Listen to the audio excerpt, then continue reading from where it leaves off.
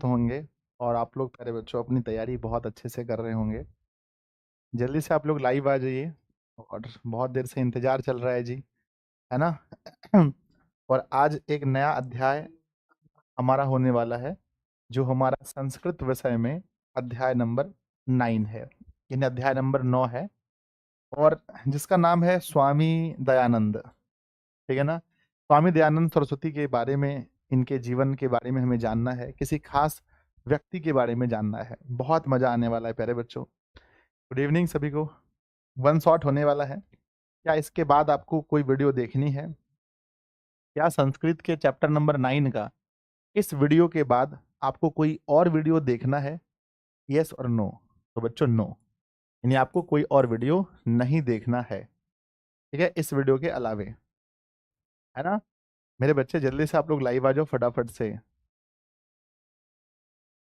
दिख रहा है? No sir, no sir, no sir. इसके बाद आपको कोई और वीडियो देखने की आवश्यकता नहीं है, ठीक है ना? मेरे बच्चे आगे बढ़ते हैं। सबसे पहले मैं आपसे पूछना चाहता हूँ कि हमारे, चलो भाई पहले से गणेश आय नमः करते हैं। गणेश जी का आशीर्वाद लेना बहुत जरूरी है जीवन में। मोटिवेशन है जब सब जगह खिचड़ी पक रही है आपके नाकामी की, आप हिम्मत लाओ और मेहनत करो और खीर बंटवा दो अपनी कामयाबी की। कहने का अर्थ यह है बच्चों कि दुनिया वाले या फिर दूसरे लोग कभी नहीं इस बात को सोचते हैं, चाहते हैं कि आप बहुत अच्छा करें जीवन में। बस कुछ ही लोग आपके जीवन में होते हैं, जैसे आपके माता पिता, भाई बहन, कुछ रिश्तेदार अच्छे अच्छे, और वही चाहते हैं कि आप बच्चों जीवन में सफल हों। तो उसके लिए अपने आप को बहुत मेहनत करनी पड़ती है। तो बच्चों, क्या आप लोग का मेहनत जारी है? मुझे बताएं। यस गुरुजी, मेहनत जारी है। सबसे पहले मैं आप लोगों से पूछना चाहता हूं कि हमारा जो संस्कृत विषय है, इसमें कुल कितने चैप्टर पढ़ने हैं? संस्कृत विषय में आपको कुल कितने चैप्टर पढ़ने हैं? तो आप कहोगे सर टोटल अगर मैं बात करूं चैप्टर की, कुल अगर मैं बात करूं चैप्टर की, तो मेरे प्यारे बच्चे बताएंगे कि 14 चैप्टर्स पढ़ने हैं।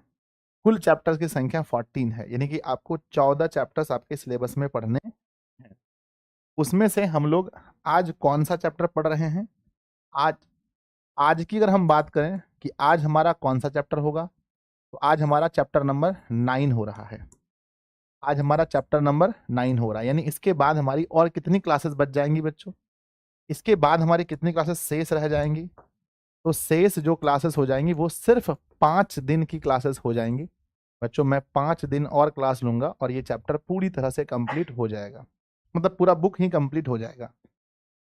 मैं आप लोगों से कहना चाहता हूं बच्चों कि क्या आप लोगों ने इसके पहले वाली, है ना, क्या आपने इसके पहले 1 से लेकर 8 तक क्लासेस देख ली हैं?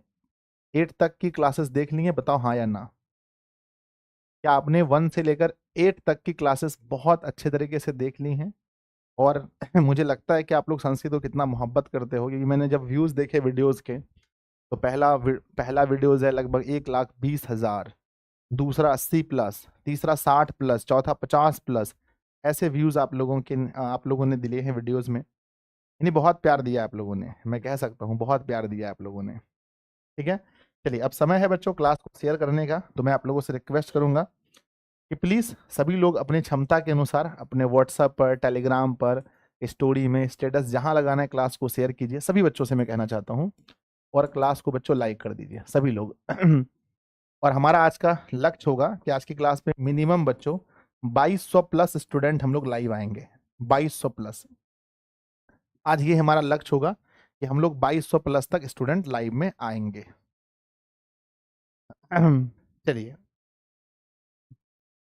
बच्चों, अगर हमारा संस्कृत बुक समाप्त हो जाता है तो कितना अच्छा होगा। हम लोग संस्कृत व्याकरण पढ़ेंगे या हमें साइंस के लिए समय मिलेगा बच्चों, ठीक है, साइंस के लिए समय मिलेगा। तो क्या आप सभी लोग तैयार हैं?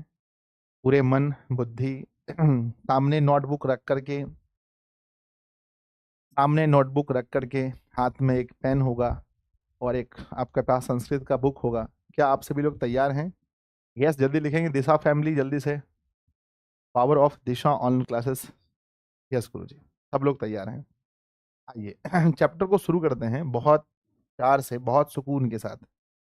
मेरे बच्चे, मैं आपको बता देना चाहता हूं कि ये जो बैच है जिसमें आप पढ़ रहे हैं, जिस बैच में आपको इसका पूरा पीडीएफ, पूरा नोट्स मिलेगा, बहुत अच्छा एक नोट्स मिलेगा नया वाला जिसमें पूरे चैप्टर्स रहेंगे।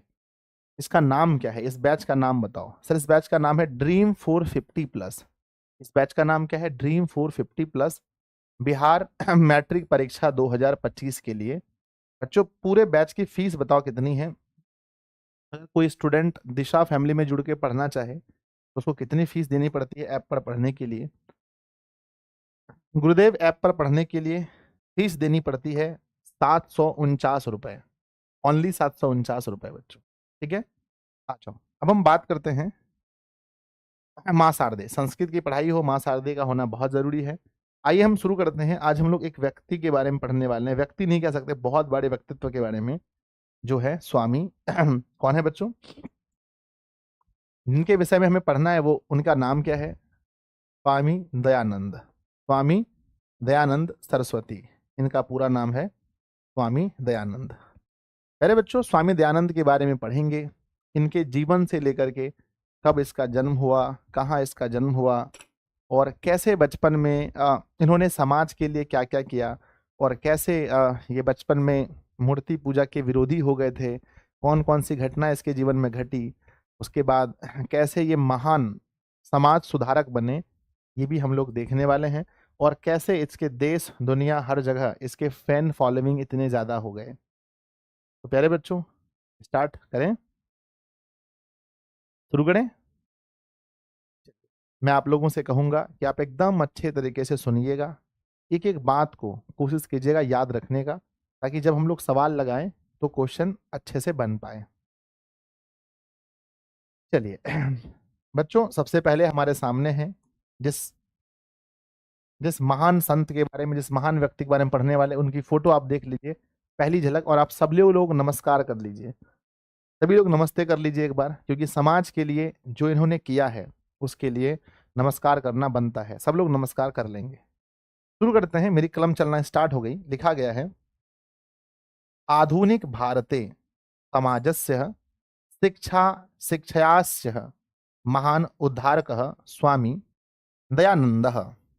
इसका अर्थ हम लोग समझते हैं, इसका अर्थ समझने का प्रयास करते हैं। लिखा गया है आधुनिक भारते मतलब आधुनिक भारत में, समाजस्य मतलब समाज के, शिक्षास्य शिक्षा के, है ना, समाज के और शिक्षा के महान उद्धारक, महान उद्धारक स्वामी दयानंद हैं।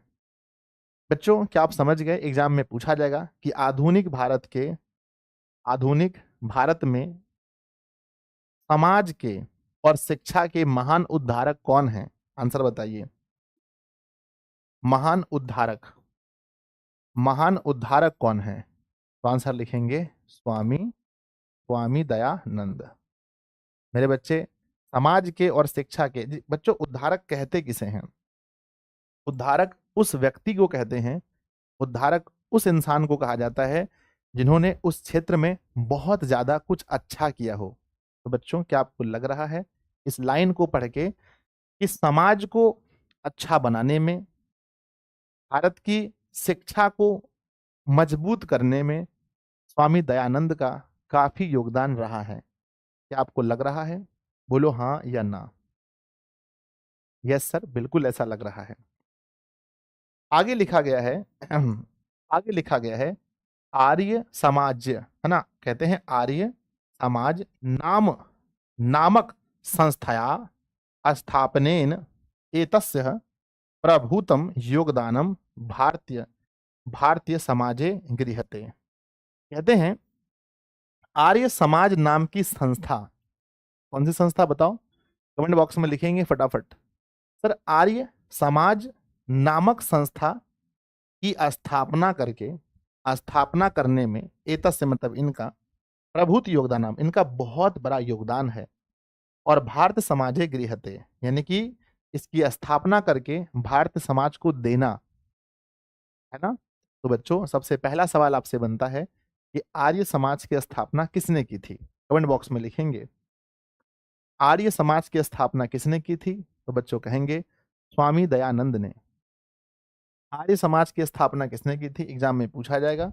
मोस्ट इंपॉर्टेंट सवाल है ये, हर बार पूछा जाता है कि आर्य समाज की स्थापना किसने की थी? स्वामी दयानंद ने। एसडी मतलब होता है स्वामी दयानंद, ठीक है ना। और इन्होंने स्थापना करके बच्चों किसको दिया है? तो कहते हैं इसकी स्थापना करके समाज को दिया है, भारतीय समाज को दिया है। आगे लिखा गया है बच्चों, आगे लिखा गया है कि भारतवर्षे राष्ट्र, है ना, राष्ट्रीयतायाः बोधो अपि अस्य कार्य विशेषः। और कहते हैं कि भारतवर्ष में, भारत के लोगों में राष्ट्रीयता की भावना, किसकी भावना बच्चों? राष्ट्रीयता की भावना का बोध कराने में इनका विशेष योगदान है। बच्चों आपको पता है कि हम कब आजाद हुए हैं? कमेंट बॉक्स में लिखेंगे सब लोग बहुत फास्टली। हम लोग आजाद कब हुए हैं? कहेंगे गुरुदेव हम लोग आजाद हुए हैं, हम लोग आजाद कब हुए हैं? तो हम लोग आजाद हुए हैं वर्ष 1947 में। उसके पहले क्या थे? उसके पहले लगभग 200 वर्षों तक, 200 वर्षों तक, 200 वर्षों तक गुलाम थे। बच्चों जब हम गुलाम थे तो हमारे अंदर राष्ट्रीयता की भावना नहीं थी, हम लोग एक नहीं हो रहे थे। तो हमारे अंदर राष्ट्रीयता की भावना जगाने में, हमारे अंदर राष्ट्रीयता की भावना जगाने में मुख्य योगदान किसका है? कमेंट बॉक्स में बताएंगे। राष्ट्रीयता की भावना जगाने में जो हम कह सकते हैं जो विशेष योगदान है वो किसका है? तो एसडी का है, स्वामी दयानंद का है। तो बच्चों हम उम्मीद करते हैं कि पहले वाले, फर्स्ट वाले स्लाइड को मेरे प्यारे बच्चों ने समझा होगा। चलिए हम देखते हैं, लिखा गया है आधुनिक भारत में समाज, समाज का और शिक्षा के, समाज के और शिक्षा के महान उद्धारक स्वामी दयानंद हैं। आर्य समाज नामक संस्था की स्थापना करके, है ना, स्थापना में इसका बहुत योगदान, मतलब कि प्रभुत योगदान, यानी बहुत बड़ा योगदान है। और भारतीय समाज गृहते हैं, और इस भगवान और भारतीय समाज को इसकी स्थापना करके दे दिया इन्होंने। फिर लिखा है भारतवर्षे राष्ट्रीयतया बोधो अपि अस्य कार्य विशेषः। और कहते हैं भारतीय लोगों में राष्ट्रीयता की भावना जगाने में, भारतीय लोगों में राष्ट्रीयता की भावना जगाने में इनका विशेष योगदान है। तो बच्चों एक बार प्लीज दिल बनाकर भेजेंगे कि गुरुदेव इससे आगे बढ़िए। प्लीज एक बार दिल बनाकर सभी बच्चे भेजेंगे बहुत फास्ट में। फिर स्कूल बंद हो गया है, हम लोग इस पर बात करेंगे लास्ट में। बच्चों प्लीज अभी फोकस कीजिए स्टडी पर। आपको लगता है कि फर्स्ट स्लाइड में हमें कोई दिक्कत नहीं है, हम समझ चुके हैं स्वामी दयानंद जी के बारे में, तो थोड़ा सा आगे बढ़ते हैं। चलिए सेकंड स्लाइड में पढ़ने का प्रयास करते हैं, समझने का, देखते हैं और इन्होंने क्या किया है, और इन्होंने क्या किया है। तो कहते हैं कि समाजे मतलब समाज में, अनेका मतलब अनेकों, दूषितः प्रथा खंडित्वः शुद्ध तत्व ज्ञानस्य प्रचारम दयानंदः अकरोत्। इसका मतलब ये हुआ कि समाज में अनेकों दूषित प्रथा का इन्होंने खंडन किया, है ना। दूषित प्रथा खंडित्वा। बच्चों प्रथा दो प्रकार की होती है, बोलो कितने प्रकार की होती है प्रथा? दो प्रकार की। बच्चों यदि कोई ऐसी प्रथा जो महिलाओं को पढ़ने का अधिकार दे, तो क्या आप उसे दूषित बोलोगे या अच्छी प्रथा कहोगे? सर हम अच्छी प्रथा कहेंगे। यदि कोई ऐसी प्रथा जो 8 साल में लड़कियों का शादी करा दे, उस प्रथा को आप क्या बोलोगे? सर अच्छी प्रथा नहीं है, दूषित प्रथा है। कोई ऐसी प्रथा जिससे पुरुष और महिलाओं को समान अधिकार मिले, उसे क्या कहोगे? सर अच्छी प्रथा कहेंगे। कोई ऐसी प्रथा जिससे महिलाओं को नीचा दिखाया जाता हो, क्या कहोगे? अच्छी या दूषित? दूषित प्रथा। तो बच्चों कहा गया है कि जिस समय स्वामी दयानंद धरती पर थे, उस समय की बात हो रही है कि समाजे मतलब समाज में, अनेका मतलब अनेकों, दूषिता मतलब दूषित, प्रथा प्रथा खंडित्वा। तो बच्चों इन्होंने प्रथा को रहने दिया या प्रथा का खंडन कर दिया? तो कहते हैं इन्होंने समाज में अनेकों दूषित प्रथा का खंडन किया। और आगे लिखा है खंडन करके शुद्ध तत्व ज्ञानस्य, और शुद्ध तत्व का जो ज्ञान है, जो परमात्मा का ज्ञान है, शुद्ध तत्व के ज्ञान का प्रचार स्वामी दयानंद ने किया। ठीक है, अब यहां से दो सवाल पूछा जाएगा। पहला सवाल ये बनेगा कि समाज के दूषित प्रथाओं का खंडन किसने किया? आंसर भेजिए। समाज में दूषित प्रथा का खंडन किसने किया? तो लिखना SD, मतलब स्वामी दयानंद। अगला सवाल पूछा जाएगा कि समाज में दूषित प्रथा का खंडन करके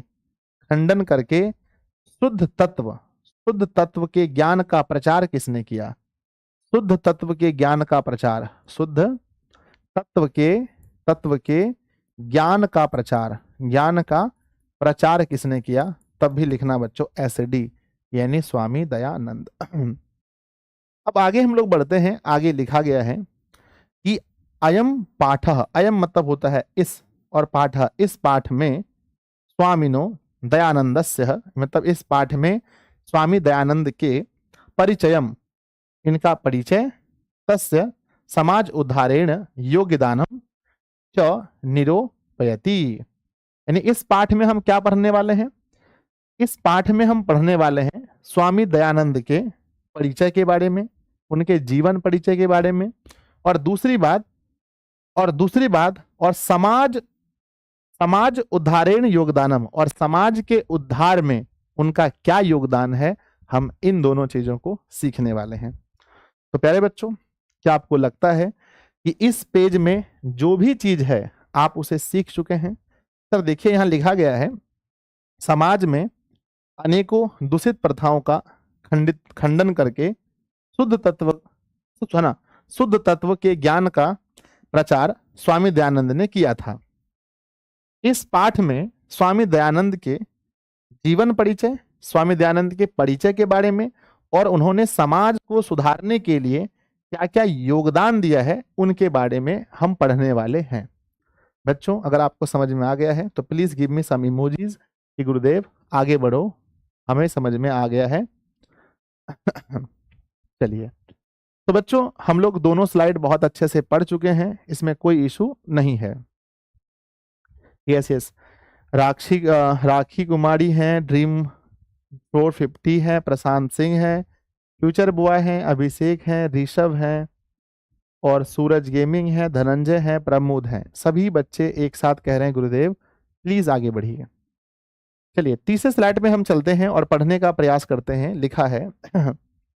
लिखा गया है कि मध्यकाले, मतलब मध्यकाल में, नाना मतलब अनेकों, है ना, कुत्सित रीतिया भारतीयम समाजम अदूषयन। इसका मतलब यह हुआ कि मध्यकाल में, नाना मतलब होता है अनेकों, मध्यकाल में अनेकों कुत्सित रीति, मैंने बताया ना, एक अच्छी रीति होती है, एक बच्चों कुत्सित रीति होती है। कुत्सित का मतलब होता है कि बुरी रीति, ऐसा रीति रिवाज जिससे जो अच्छा नहीं हो। जैसा मैंने बोला 8-10 साल में शादी हो जाए लड़कियों को पढ़ने मत दो, छुआछूत हो जाए, जाति पाति में, हिंदू मतलब धर्म में लड़ाई हो जाए, तो ऐसी रीतियों को क्या बोलते हैं? कुत्सित रीति, मतलब खराब रीति कहते हैं। तो कहते हैं बच्चों कि मध्यकाल में अनेकों कुत्सित रीतियां भारतीय समाज को दूषित कर रही थी। भारतीय समाज को क्या कर रही थी बच्चों, बताओ? भारतीय समाज को कौन दूषित कर रही थी? कमेंट बॉक्स में लिखेंगे कि भारतीय समाज को कौन दूषित कर रही थी। तो आंसर में मेरे बच्चों का आना चाहिए कि कुत्सित रीतियां। कौन? तो बच्चों लिखेंगे कुत्सित रीतियां, मतलब कि जो बुरी बुरी रीतियां हैं वो भारतीय समाज को दूषित कर रही थी। अगर मैं आपसे पूछूं बच्चों, किस काल में भारतीय समाज में अनेकों कुत्सित रीतियां थी? किस काल में भारतीय समाज में अनेकों कुत्सित रीतियां थी? काल का नाम बताओ, काल कौन सा काल था? तो बच्चों आप कहेंगे किस काल में भारतीय समाज में अनेकों कुत्सित रीतियां थी? तो एम के मतलब होता है मध्यकाल। अब देखते हैं बच्चों कि वह कुत्सित रीतियां कौन कौन सी थी। पहला पढ़ते हैं जातिवाद कृतम, यानी सबसे पहले लोगों में जातिवाद था कि हम इस जाति के हैं, आप उस जाति के हो, आप उस जाति की हो, आप उस जाति को। पहला क्या था? जातिवाद। दूसरा है ना, ध्यान देना बच्चों, लिखा है जातिवाद कृतम वैषम्यम। वैषम्यम मतलब होता है विषम, यानी कि जातिवाद में लोग विषम थे, सम नहीं थे। सम मतलब होता है जब लोग मिलजुल कर रहते हैं तो हम उसे सम बोलते हैं। विषम मतलब होता है जब अलग अलग होते हैं, लोग जाति के नाम पर अलग अलग थे। दूसरा असपृश्यता, यानी कि छुआछूत, लोगों में छुआछूत था। पहले आप सुने होंगे कि जो बड़े जाति के लोग होते थे वो छोटे जाति के लोगों के यहाँ खाना नहीं खाते थे। क्या आप सुने हैं कभी? आप डॉक्टर भीमराव अंबेडकर के बारे में सुने होंगे, उन्हें स्कूल में पढ़ने नहीं दिया गया था, यानी उस समय छुआछूत बीमार मतलब छुआछूत चलता था। तो पहला मैंने बताया कि जातिवाद में विषमताएं थी। दूसरा मैंने बताया कि अस्पृश्यता मतलब है छुआछूत। और तीसरा है धर्म कार्येषु आडंबर, और धर्म के नाम पर बहुत ही आडंबर होता था, यानी बच्चों ठगा ठगी चलता था। तो धर्म के नाम पर बहुत ही ज्यादा आडंबर भी होता था।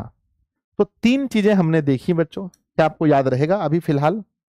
तो तीन चीजों में पहला है कि लोग जातिवाद के नाम पर बहुत भेदभाव करते थे।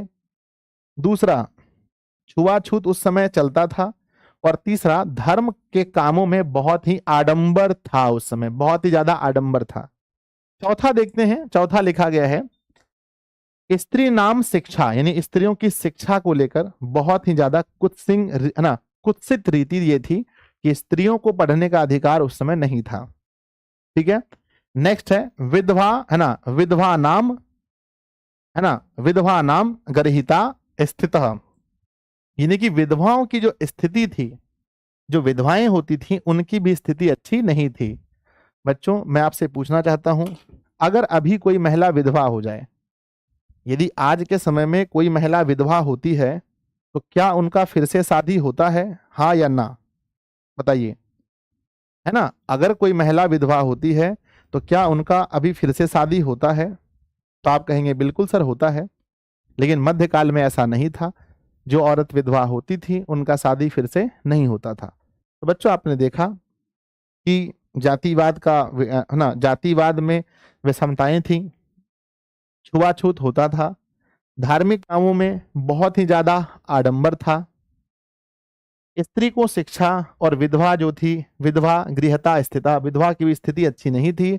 और कहते हैं शिक्षायाम, सॉरी, शिक्षाया शिक्षाया अव्यापकता इत्यादि ही दोषा प्राचीन समाजे आसन। और कहते हैं कि शिक्षाया अव्यापकता, और जो शिक्षा थी वो व्यापक नहीं थी। व्यापक तब मानी जाती है जब अधिक से अधिक लोग पढ़े लिखे हों, तब हम कहते हैं कि शिक्षा आज व्यापक है। तो बच्चों अभी के समय में अगर हम बात करें तो शिक्षा व्यापक है या अव्यापक है? वर्तमान काल की अगर मैं बात करूं तो शिक्षा की स्थिति कैसी है? तो अभी बताओ बच्चों, तो कहेंगे सर अभी शिक्षा की स्थिति व्यापक है।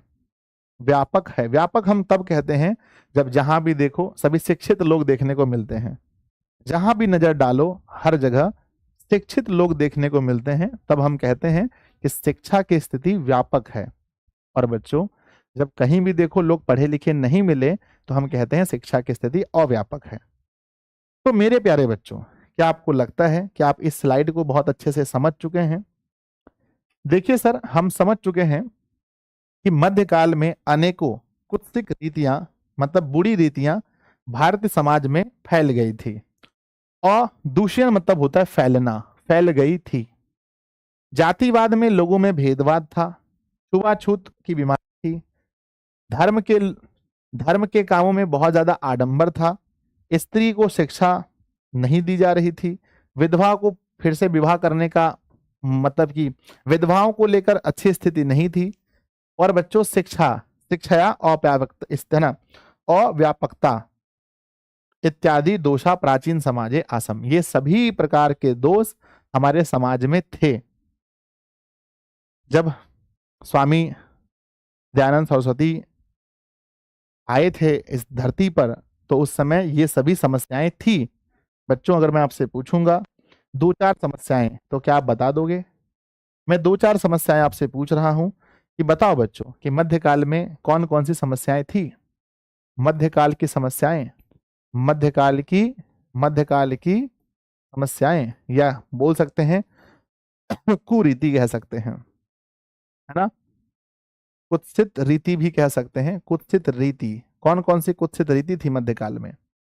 तो मेरे बच्चे आप कह सकते हैं कि सर बहुत सारा आप बता सकते हैं कि सर नंबर 1 देखो, सबसे पहले जातिवाद को लेकर था, जातिवाद को लेकर था। नंबर दूसरा छुआछूत था, छुआछूत था।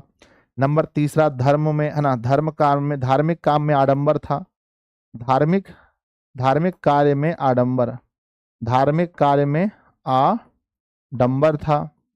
नंबर हम चौथे की बात करें, तीसरा में क्या था? धार्मिक कार्य में आडंबर था।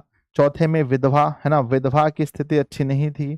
पांचवें में मेरे बच्चे स्त्री शिक्षा, स्त्री शिक्षा की व्यवस्था ठीक नहीं थी। और नंबर 6 में कह सकते हैं तो पूरी तरह से शिक्षा अव्यापकता थी, शिक्षा अव्यापकता स्थिति में थी। तो पहले बच्चों ये सभी हैं जो हम लोग कह सकते हैं कि ये सभी समाज में कुरीतियां थी, ये सभी समाज को अंदर से खोखला कर रही थी। बच्चों लगभग 1500 स्टूडेंट जुड़े हैं। अब आप 1500 विद्यार्थियों के पास मैं ये जिम्मेदारी देता हूं कि आप लोग इस क्लास को शेयर करके आज आपको 2200 प्लस स्टूडेंट पूरे करने हैं। अब ये कैसे होगा ये आप लोग जानते हैं, भली भांति जानते हैं। तो बच्चों क्या हम आगे बढ़ जाएं? आइए अब देखते हैं आगे। ये रहा अब आपके सामने आगे, जहां तक हम पढ़ चुके हैं। अब हमने देखा बच्चों कि समाज में बहुत सारी कुरीतियां हैं, समाज में बहुत सारे प्रॉब्लम्स हैं। अब देखते हैं उस प्रॉब्लम को सॉल्यूशन करने कौन आएंगे। उन सभी प्रॉब्लम का सॉल्यूशन करने कौन आए हैं बताओ कमेंट बॉक्स में, जल्दी से जल्दी सब बच्चे कमेंट बॉक्स में लिखेंगे गुरुजी प्रॉब्लम है तो सॉल्यूशन है। इसका सॉल्यूशन करने एसडी आए। कौन आए? एसडी मतलब स्वामी दयानंद। अब बच्चों ये सभी प्रॉब्लम थे, इनके समस्या को हल करने के लिए एक ही व्यक्ति आए थे, वो कौन थे? स्वामी दयानंद। कहने का मतलब बच्चों किसी भी समाज को पूरा तरह से अच्छे बनाने में, आज जो समाज हम भारत में देख रहे हैं ऐसा समाज सिर्फ एक व्यक्ति से नहीं बना है, बहुत महान महान व्यक्तियों का इसमें योगदान है, लेकिन उनमें स्वामी दयानंद का भी बहुत बड़ा योगदान है। तो लिखते हैं सबसे पहला, अतः अनेके दलितः हिंदू समाजस्य तिरस्कृत्य धर्मांतरम स्वीकृतवन्तः। कहते हैं ये सब देखकर, ये जो हिंदू समाज में हो रहा था, ये सारे आडंबर किसमें समाज में थे? किस समाज में? मुस्लिम, हिंदू, क्रिश्चियन किसमें थे? तो कहते हैं ये सभी जो आडंबर थे, ये सभी जो आडंबर थे बच्चों, ये सारे आडंबर हिंदू समाज में थे, ये सारे आडंबर हिंदू समाज में थे। अब आगे लिखा गया है कि अतः, लिखा गया है कि अतः अनेके मतलब अनेकों, दलितः मतलब दलित लोग, जो एसटी एससी आते हैं, दलित लोग, हिंदू समाज से तिरस्कृत धर्मांतरम स्वीकृत। कहते हैं हिंदू समाज से तिरस्कृत होकर, अब आप ही मान के चलो बच्चों, ब्राह्मण भी हिंदू है, ब्राह्मण भी हिंदू है, और जो नीची जाति के लोग हैं वो भी हिंदू हैं, या फिर और भी कोई जाति मान लो, सब हिंदू हैं। लेकिन अगर आप उसमें छुआछूत करोगे, यानी आप उसको जैसे आपने डॉक्टर भीमराव अंबेडकर के बारे में देखा था कि उसको पानी पीने नहीं दिया जाता था कुएं से, स्कूल में सब बच्चे क्लास में बैठ के पढ़ते थे, उनको बाहर बिठाया जाता था। तो जब छुआछूत होने लगा तो जो दलित लोग थे उन्होंने सोचा भाई हमें हिंदू धर्म में रहकर क्या फायदा है, जब हमारे खुद के कौम के लोग, हमारे खुद के धर्म के लोग अगर हमारे साथ ऐसा बर्ताव करते हैं तो हमें क्या कर लेना चाहिए बताओ? हमें हमें क्या कर लेना चाहिए? हमें धर्म बदल लेना चाहिए। तो कौन ऐसे लोग थे जो अपना धर्म बदल रहे थे? कमेंट बॉक्स में लिखिए।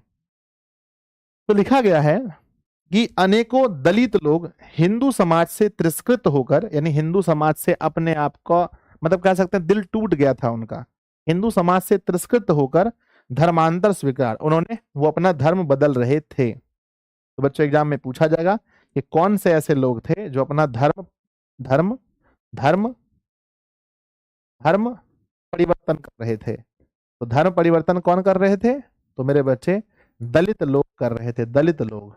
आपसे पूछा जाएगा कि दलित लोग किस समाज से तिरस्कृत हुए थे?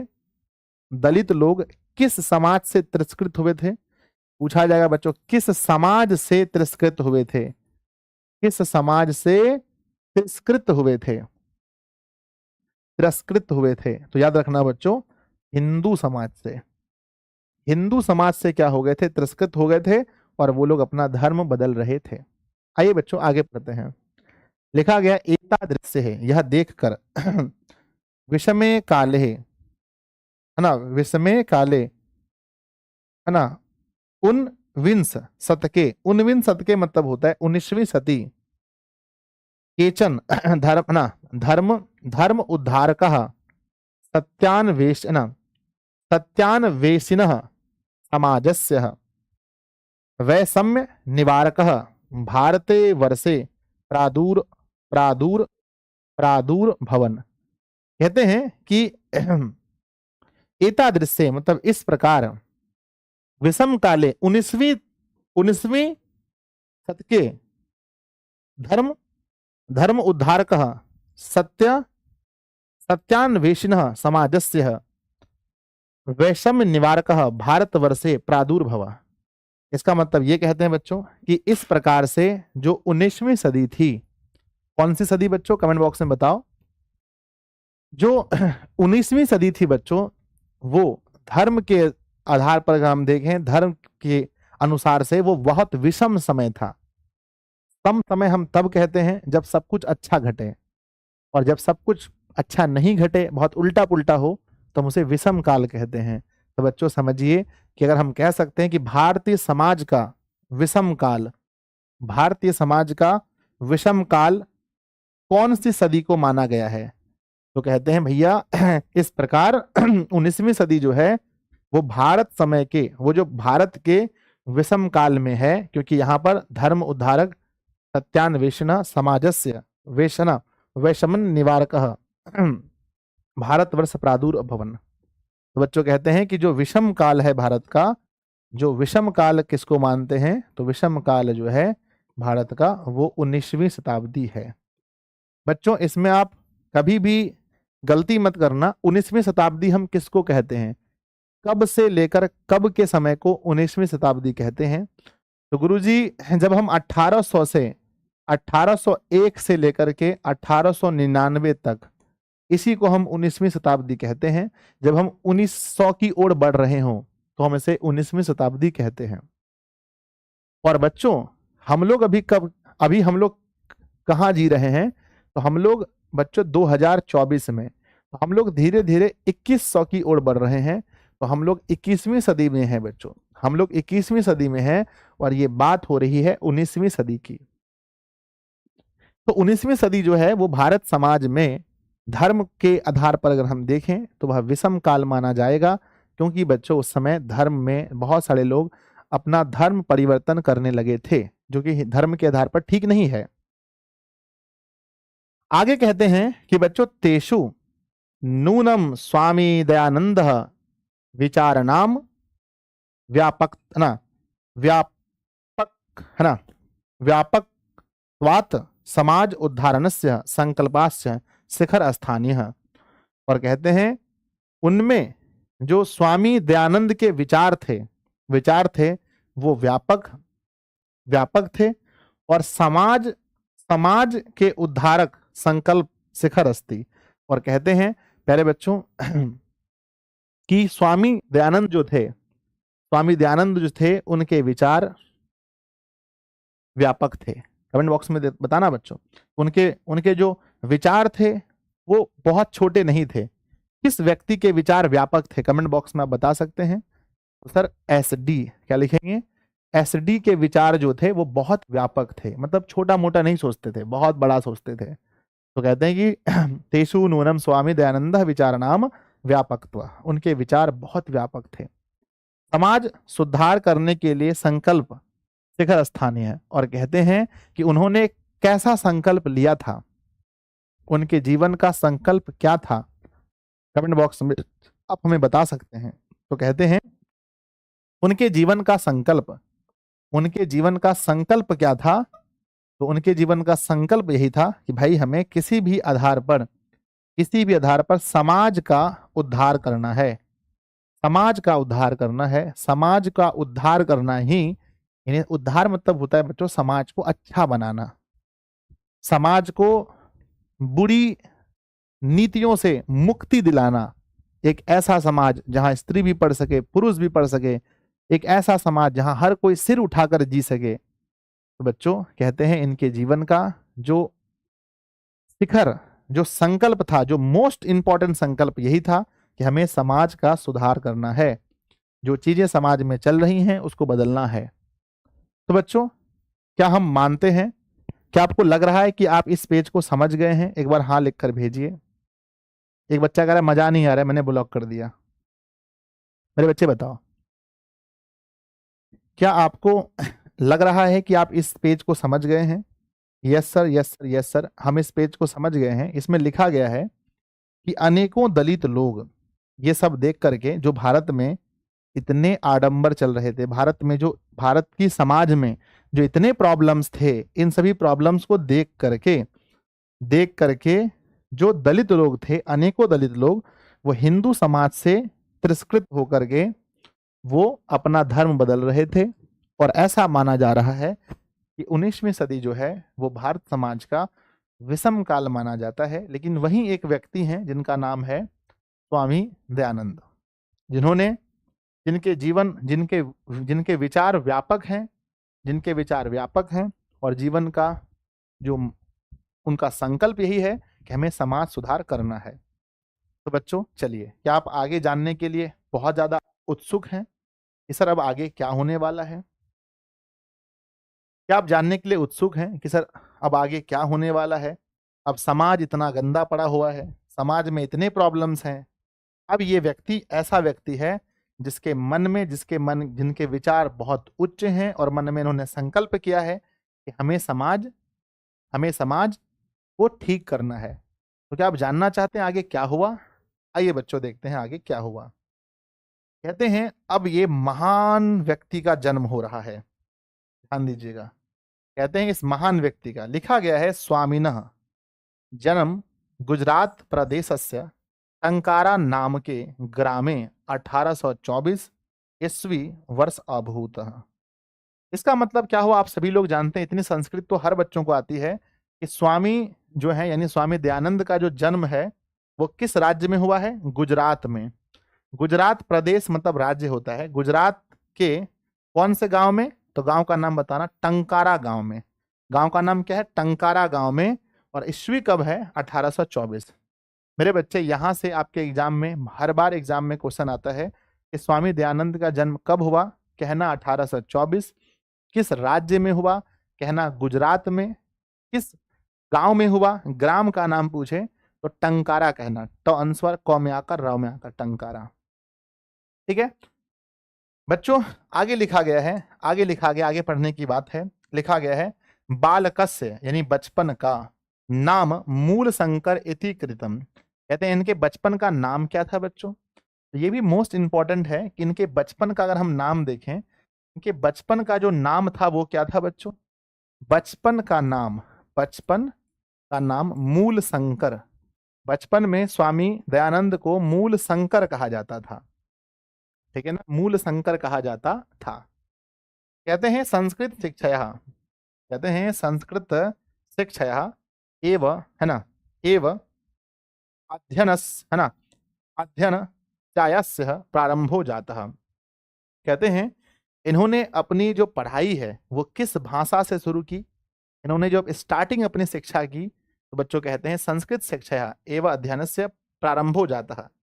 कहते हैं कि बच्चों इन्होंने प्रारंभ जो किया वो अपनी शिक्षा वो किस भाषा में की? तो इन्होंने प्रारंभ ही किया था बच्चों संस्कृत भाषा में, यानी इन्होंने पढ़ना ही स्टार्ट किया था किस भाषा में? संस्कृत भाषा में। कहते हैं कर्मकांडी परिवारे, और इनका जन्म कैसे परिवार में?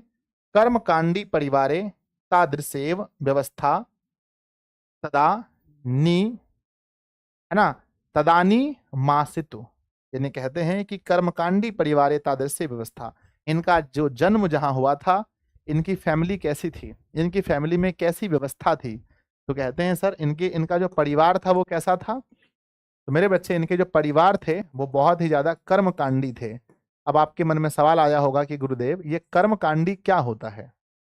जब लोग बहुत ही ज्यादा भगवान की उपासना करें, जब बहुत ही लोग मूर्ति पूजा करने लगे, जब होम जाप ओम मंगलम करने लगे, तो मेरे बच्चे लगता है कि ये कर्मकांडी है। ठीक है ना। यानी पूजा पाठ होम जाप बहुत चल रहा है, रोज घर में पूजा घंटी बज रहा है, तो इसे बच्चों कर्मकांडी कहा गया है। तो प्लीज मुझे एक बार जल्दी से बताना कि आपको लगता है कि सर इस स्लाइड के सारे ऑब्जेक्टिव सवाल मैं बता सकता हूं। पहली बात लिखा है कि स्वामी दयानंद का जन्म गुजरात प्रदेश के टंकारा नामक गांव में 1824 ईस्वी में हुआ था।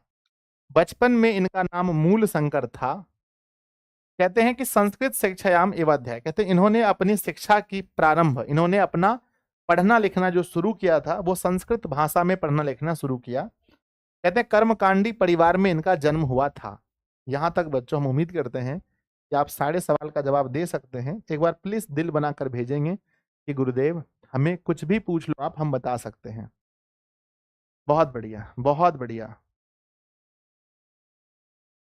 चलो बहुत बढ़िया बच्चों, अपने अपने दोस्तों में जरूर क्लास को शेयर करें ताकि वो लोग भी क्लास को देख पाएं। यानी जो आनंद आपको मिल रहा है वही आनंद आपको ये दोस्तों को मिले। इसलिए प्लीज अगर आप चाहें तो इस क्लास को शेयर जरूर करें ताकि पढ़ेगा बिहार तभी तो बढ़ेगा बिहार। बच्चों अब आगे देखते हैं। इस बच्चे का जन्म हो गया है जिनका नाम फिलहाल क्या है बताओ। जो फिलहाल अभी वर्तमान में इनका अगर हम नाम पूछें आपसे तो क्या बताओगे। तो अभी तो नाम इनका मूल शंकर है। बचपन में हम इन्हें मूल शंकर कहते हैं। जैसे गौतम बुद्ध के बारे में आप पढ़े होंगे कि बचपन का नाम उनका राहुल था और बड़े होकर के मेरे बच्चे वो क्या हो गए बड़े होकर के वो नहीं, बचपन का नाम सिद्धार्थ था, सॉरी माफ कीजिएगा, सिद्धार्थ नाम था और बड़े होकर वे भगवान बुद्ध कहलाए। तो बच्चों ऐसा होता है नाम को लेकर के। तो चलिए अभी बचपन की बात है, अब बढ़ते हैं थोड़ा सा आगे। कहते हैं लिखा गया है कि शिव उपासके परिवारे मूल शंकरस्य कृते। कहते हैं कि जो मूल शंकर थे इनके जो परिवार थे वो किस भगवान के उपासक थे, किस भगवान के सामने माथा टेकते थे बताइए। तो कहते हैं कि मूल शंकर के जो परिवार थे शिव उपासक यानी भगवान शिव के उपासक थे। कहते हैं कि शिवरात्रि महापर्व उद्बोधकम जातम। और कहते हैं बच्चों उसके जीवन का जो टर्निंग पॉइंट हुआ, जो उद्बोधक सिद्ध हुआ। उद्बोधक का मतलब अंग्रेजी में आप समझ सकते हैं, उद्बोधक का मतलब आप समझ सकते हैं कि मेरे बच्चे कि ऐसा दिन जो किसी के जीवन में टर्न है ना, टर्निंग है ना, टर्निंग पॉइंट है ना, टर्निंग पॉइंट वाला दिन। मतलब कि अगर हम पूछें कि मूल शंकर के जीवन का सबसे महान दिन कौन था जिस दिन उनका जीवन बदल गया, पूरी तरह से बदल गया, तो बच्चों कमेंट बॉक्स में लिखिए कि सर जो टर्निंग पॉइंट था उसके जीवन का, जो सबसे मेन पॉइंट था जहां से उसका जीवन पूरी तरह से बदल गया, वो दिन था महाशिवरात्रि। महाशिवरात्रि महापर्व, शिवरात्रि का दिन था। यानी शिवरात्रि के दिन उसके जीवन का सबसे टर्निंग पॉइंट था। लिखा गया है शिव उपासके परिवारे मूल शंकरस्य कृते, मतलब उनका परिवार शिव भगवान के उपासक थे और शिवरात्रि उनके जीवन का सबसे बड़ा उद्बोधक सिद्ध हुआ। कैसे तो देखते हैं बच्चों कैसे सिद्ध हुआ। रात्रि जागरण काले, मतलब रात्रि जागरण में बच्चों शिवरात्रि के आप लोगों ने कभी मनाया है तो हाथ उठाओ कि सर शिवरात्रि हमने मनाया है। शिवरात्रि में क्या होता है, लोग रात में जगते हैं, जिसे क्या बोलते हैं रात्रि जागरण। रात भर मंदिर में लोग जगते हैं, रात भर लोग भजन कीर्तन करते हैं, मिठाई वगैरह बांटते हैं, खाते पीते हैं। बच्चों तो कहते हैं कि रात्रि जागरण काले, रात्रि जागरण के समय मूल शंकरेण मतलब मूल शंकर ने, मूल शंकरेण मतलब मूल शंकर ने दृष्टम मतलब देखा यत यह कि शंकरस्य मतलब शंकर के विग्रह मारूह्य मूषकः, विग्रह मारूह्य मतलब होता है जो उन्हें प्रसाद दिया गया था। मूषकः मूषः विग्रह है ना, विग्रह अर्पितानि द्रव्यानि भक्षन्ति। इसका मतलब भक्षंती मतलब होता है खाना, और बच्चों द्रव्यानी मतलब प्रसाद, माफ कीजिएगा ये हमारा प्रसाद नहीं था, कहते हैं कि ये होता है प्रसाद। तो इसका मतलब ये हुआ कि रात्रि जागरण में उस रात क्या हुआ, उस घटना को आप याद कीजिए, उस घटना को आप याद कीजिए। उस घटना में क्या हुआ कि रात्रि जागरण के समय रात्रि जागरण के समय मूल शंकर ने देखा, दृष्टम मतलब देखा, रात्रि जागरण के समय मूल शंकर ने देखा, यत मतलब कि शंकरस्य विग्रह मारुह्य मतलब शंकर भगवान को चढ़ाया हुआ, शंकर भगवान को चढ़ाया हुआ, नहीं, शंकर भगवान पर चढ़कर मूसे ने, शंकर भगवान की मूर्ति पर, शंकर भगवान की मूर्ति पर चढ़कर चढ़कर मूसे ने विग्रह अर्पितानी द्रव्य, यानी उस पर चढ़ाए गए प्रसाद को भक्षंती खा रहे थे। हाय बच्चों, खतरनाक बात हो गया। तो उस रात घटना क्या घटी बच्चों, क्या आपको याद हो गया? क्या आप सीख गए कि सर उस रात मूल शंकर यानी स्वामी दयानंद ने देखा कि जो भगवान शिव की मूर्ति है और भगवान शिव की मूर्ति पर जो प्रसाद चढ़ाया गया था, उस प्रसाद को मूर्ति पर चढ़ के मूसा खा रहा था। क्या आप समझ गए? तो एक बार यस लिखकर भेजेंगे, एक बार दिल बनाकर भेजेंगे, गुरुजी मजा आ गया, मजा आ गया सर देख करके, ऐसा आनंद आ रहा है जैसा मानो कि दिल एकदम ठंडक महसूस हो रहा है, बहुत अच्छा लग रहा है सर, बहुत मजा आ रहा है ये सुन करके, ये पढ़ करके कि उनके जो परिवार थे वो भगवान शिव के उपासक थे और शिवरात्रि उनके जीवन का सबसे टर्निंग पॉइंट रहा, सबसे उद्बोधक सिद्ध हुआ। रात्रि जागरण में मूल शंकर ने देखा कि शंकर भगवान पर चढ़ाए हुए ना, शंकर भगवान के ऊपर चढ़कर मूसे ने चढ़ाए हुए प्रसाद को खा रहा था, यानी मूसा जो था चढ़ाए हुए प्रसाद को खा रहा था। बच्चों क्या आप जानना चाहते हैं कि इसको देखने के बाद क्या हुआ? बोलो हाँ या ना। यस सर, हम जानना चाहते हैं कि अब क्या हुआ आगे। जब मूल शंकर ने भगवान शिव के ऊपर चढ़ करके मूसे को चढ़ाए हुए प्रसाद को खाते हुए देखा, तो अब क्या हुआ हम जानना चाहते हैं प्रभु। तो आइए बच्चों देखते हैं क्या हुआ। तो कहते हैं जब ऐसा उन्होंने देखा तो हुआ क्या, अब ध्यान से सुनिएगा। कहते हैं मूल शंकरो अचिंतयत, मूल शंकर चिंतन में चले गए, अचिंतनयत विग्रह आय है ना, विग्रह ओयम है ना, ओयम किनिश्चित कर। कहते हैं कि बच्चों यह देखकर मूल शंकर बहुत चिंतन करने लगे, बहुत ही ज्यादा चिंतन करने लगे। ये घटना को देखकर मूल शंकर बहुत सोचने लगे, ये क्या हो रहा है। क्या बच्चों आपने कभी देखा है किसी भगवान पर चढ़ाए हुए प्रसाद को, किसी मूसे को या चींटी को खाते हुए आपने देखा है? प्लीज मुझे इन्फॉर्म कीजिए कि हाँ गुरुदेव हमने भी देखा है, इसमें कोई बड़ी बात नहीं है, बहुत बार हमने भी देखा है। तो प्यारे बच्चों अगर आपने देखा है तो प्लीज मुझे बताना।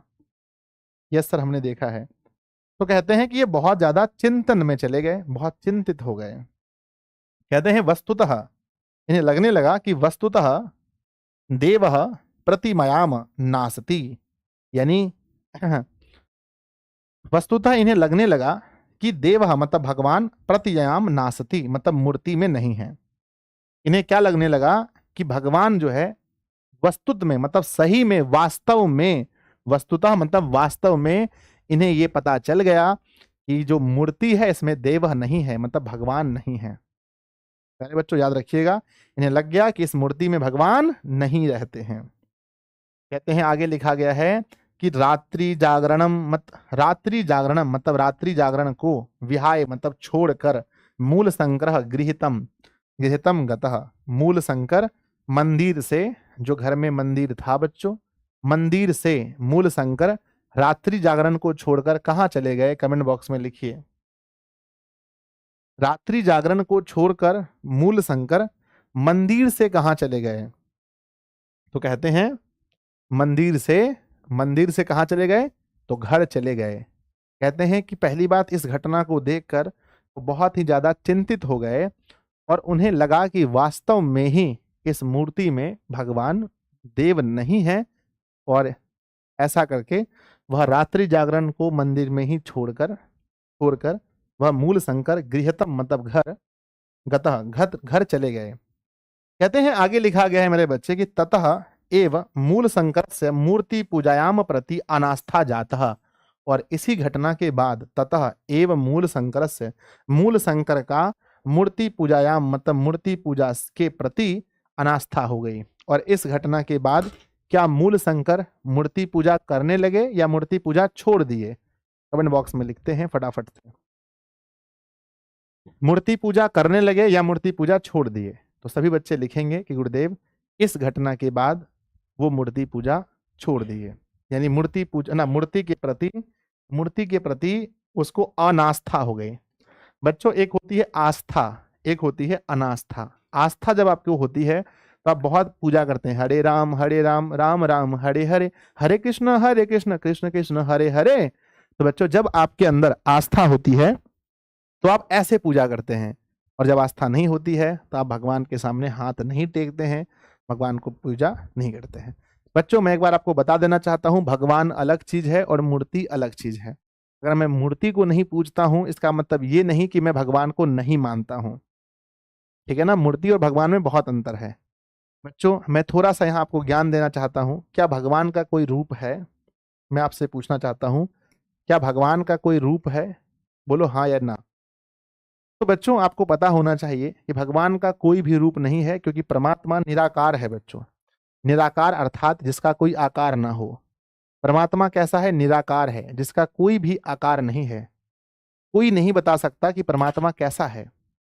फिर भी लोगों ने बच्चों कल्पना की है कि बजरंगबली ऐसे होंगे, लोगों ने कल्पना की है कि राम भगवान ऐसे होंगे, लोगों ने कल्पना की है कि ऐसे ऐसे ऐसे ऐसे होंगे, परंतु भगवान के कोई रूप मतलब कोई भी बच्चों निराकार है, उसका कोई आकार नहीं है।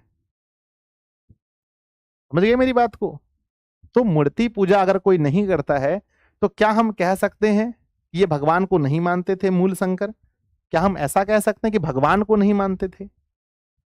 सर भगवान को नहीं मानते थे हम ऐसा नहीं कह सकते हैं, मूर्ति को नहीं मानते थे हम ऐसा कह सकते हैं। तो बच्चों लिखा गया है कि रात्रि जागरण से विहाय मूल शंकरम है ना, मूल शंकर गृहम गतः, मतलब कि रात्रि जागरण को छोड़कर मूल शंकर अपने घर चले गए। और लिखा है एत है ना, ततः एव मूल शंकर से मूर्ति पूजायाम प्रति अनास्था। उसके बाद मूल शंकर के मन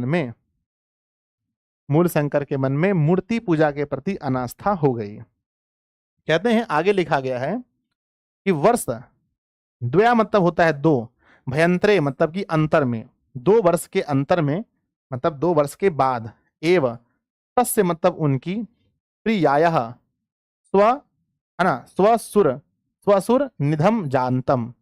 बच्चों लिखा है कि 2 वर्ष के अंतर में, 2 वर्ष के अंदर में उसकी प्रिया मतलब कि उसकी बहुत ही ज्यादा प्रिय। बच्चों यहां तो लिखा तो स्वसुर है कि स्वसर की है ना ससुर की मृत्यु हो गई।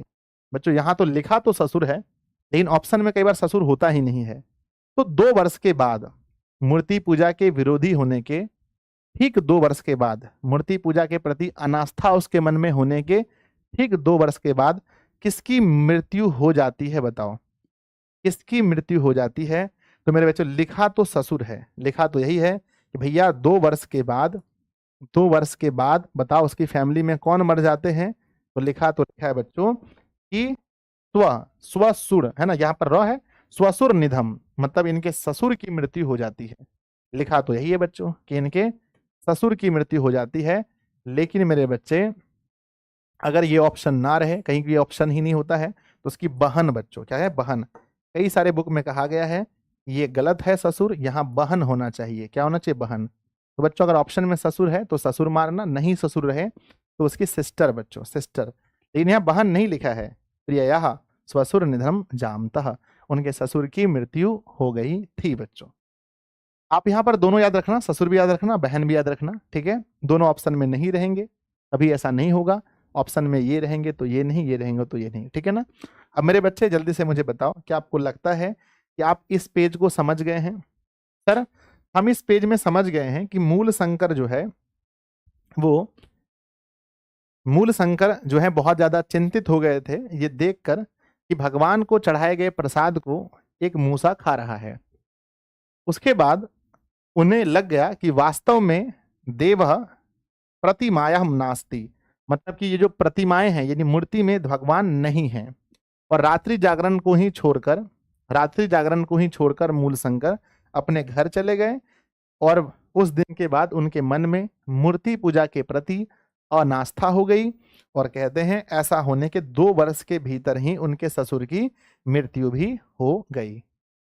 तो बच्चों प्लीज एक बार दिल बनाकर भेजेंगे कि गुरुदेव बहुत आनंद आ रहा है, बहुत मजा आ रहा है, ऐसा लग रहा है जैसे कि बहुत ठंडा महसूस हो रहा है दिल में।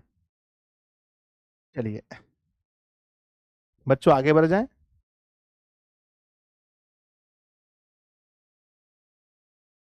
आगे बढ़ जाएं तो बता दीजिए कि सर अब आगे जानना चाहते हैं क्या हुआ। कि सर अब ये तो मूर्ति पूजा भी छोड़ चुके हैं, इसकी फैमिली में एक लोग भी मर गया, अब क्या होगा सर। अब तो मन में आता हो सर अब क्या होगा पता नहीं। चलिए देखते हैं अब क्या होता है आगे। अब आगे देखते हैं बच्चों कि आगे होता क्या है कि जब एक व्यक्ति मूर्ति पूजा के प्रति जिसके मन में अनास्था पैदा हो जाए, उसकी फैमिली में कोई मर जाए, अब उसके मन में क्या बीत रहा होगा और आगे क्या हुआ होगा, इस पर हम लोग आते हैं। कहते हैं बच्चों ततः, कहते हैं जब ऐसा हुआ बच्चों तो कहते हैं ततः तब मूल शंकरे वैराग्य भाव समागतः, तब उनके मन में वैराग्य भाव आ गया। वैराग्य भाव क्या होता है, अपने घर परिवार को छोड़ के जाने की भाव। तो बच्चों सोचो कितना बड़ा कदम लिया। तब मूल शंकर के मन में कैसा भाव पैदा हुआ बच्चों बताइए। कहते हैं सर तब मूल शंकर के मन में वैराग्य का भाव आ गया, यानी घर परिवार छोड़ने का भाव आ गया। जब उन्हें लग गया कि कोई भी इस दुनिया में हमेशा हमेशा के लिए नहीं आया है। बोलो बच्चों सही है या गलत। इस दुनिया में कोई भी हमेशा हमेशा के लिए नहीं आया है, जो आए हैं उसको जाना है, जो आए हैं उसको जाना है। बच्चों जब सिकंदर लगभग आधी दुनिया जीत गया था और जब सिकंदर मर गया तो उन्होंने अपने आदमियों से कहा था कि जब मैं मरूं तो मेरे दोनों हाथ को वो होता है ना क्या बोलता है उसको जिसमें ले जाते हैं उठा करके, क्या बोलते हैं उसको, ठठड़ी से, मेरे दोनों हाथ को ठठड़ी से बाहर कर देना। तब लोगों ने पूछा महाराज ऐसा क्यों करना है। तो कहा ताकि लोगों को भी पता चले कि जो आधा दुनिया को जीत चुका था सिकंदर, वो भी जब इस दुनिया से गया तो खाली हाथ गया। तो बच्चों इसलिए उन्होंने ये बहुत बड़ा लेसन दिया था सिकंदर ने हमें। तो कहते हैं कि ततः मूल शंकरे वैराग्य भाव समागतः, उसके बाद मूल शंकर के मन में वैराग्य का भाव आ गया, यानी कि घर द्वार छोड़ करके कहीं बाहर चले जाओ और साधु महात्मा बन जाओ, ऐसा उसके मन में भाव आ गया।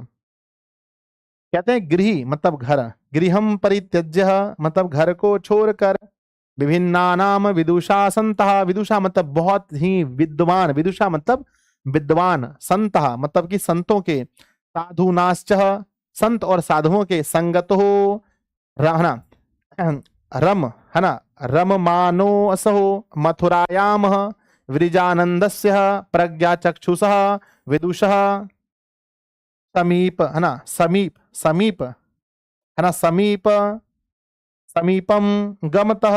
कहते हैं मेरे बच्चे कि घर को छोड़कर मतलब कि अपने घर को छोड़कर मतलब गृह परिद्य, घर को छोड़कर बहुत सारे विद्वान मतलब बहुत सारे विद्वान संतों के साथ, संतों और साधुओं के साथ, है ना, संतों और साधुओं के साथ ये कहाँ चले गए, मथुरा चले गए। कहाँ चले गए बच्चों, घर छोड़कर ये किनके साथ रहने लगे बताओ। सर घर छोड़कर स्वामी दयानंद किनके साथ रहने लगे, कमेंट बॉक्स में लिख दीजिए। कहते हैं सर संत और साधुओं के साथ रहने लगे। और कहते हैं और ये कहाँ चले गए, घर छोड़कर कहाँ चले गए। तो बच्चों याद रखना कि ये घर छोड़कर मथुरा चले गए थे। कहाँ, मथुरा चले गए बच्चों, है ना, घर छोड़कर यूपी में एक जगह है मथुरा, ये मथुरा चले गए। और वहां इनकी मुलाकात किससे होगी, है ना, इनकी मुलाकात बच्चों वृजानंद से हुई, जो प्रज्ञा चक्षुष है ना, विदुषः समीप और जो बच्चों बहुत ही ज्यादा विद्वान थे। तो वहां पर इनकी मुलाकात वृजानंद से हुई। बच्चों अगर आपसे पूछा जाए कि मूल शंकर घर छोड़कर कहाँ चले गए, घर छोड़कर कहाँ चले गए, तो प्लीज आंसर भेजिए। घर छोड़कर कहाँ चले गए, तो कहना घर छोड़कर मथुरा चले गए।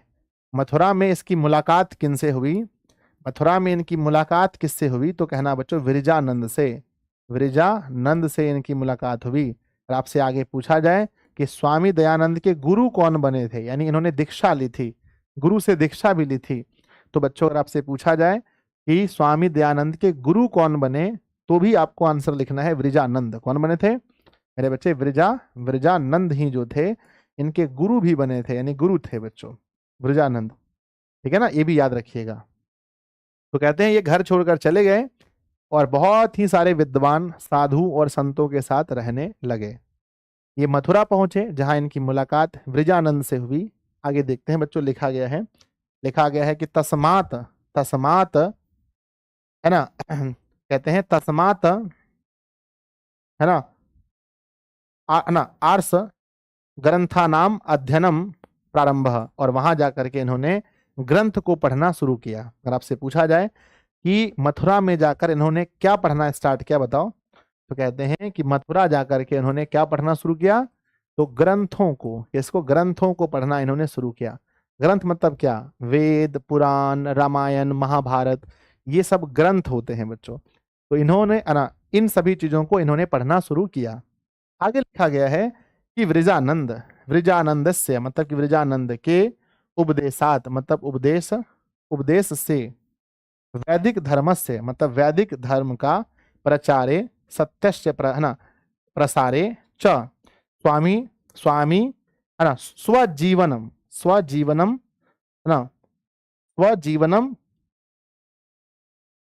स्व अर्पितवात। कहते हैं उसके बाद, कहते हैं उनके बाद क्या हुआ कि वृजानंद के उपदेश को पाकर, जो इनके गुरु थे, इनके गुरु कौन थे बताओ, इनके गुरु कौन थे, इनके गुरु हुए वृजानंद। तो कहते हैं कि वृजानंद के उपदेश को सुनकर, वृजानंद के उपदेश को सुनकर, जब उन्होंने उपदेश दिया, गुरु क्या देते हैं बताओ, गुरु क्या देते हैं, तो गुरु उपदेश देते हैं। गुरु क्या देते हैं बच्चों हमेशा बताओ, गुरु क्या देते हैं, तो गुरु उपदेश देते हैं।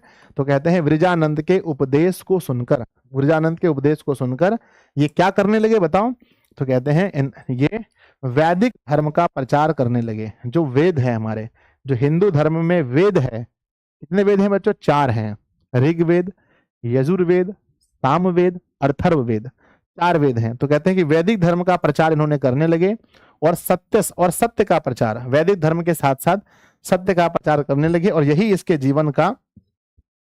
जीवन का परम लक्ष्य बन गया। इनके जीवन का परम लक्ष्य क्या बन गया, वैदिक धर्म का प्रचार और सत्य का प्रचार। एग्जाम में पूछा जाएगा किसके उपदेश से स्वामी दयानंद ने वैदिक धर्म का प्रचार करना शुरू किया था, आंसर बता दीजिए प्लीज। किसके उपदेश से स्वामी दयानंद ने वैदिक धर्म का प्रचार शुरू किया, तो आंसर में कहना वृजानंद के। ठीक है, तो बच्चों क्या आपको लगता है कि आप इस वाले स्लाइड को समझ चुके हैं? तो एक बार बच्चों दिल बनाकर भेजेंगे गुरुदेव हम लोग समझ चुके हैं।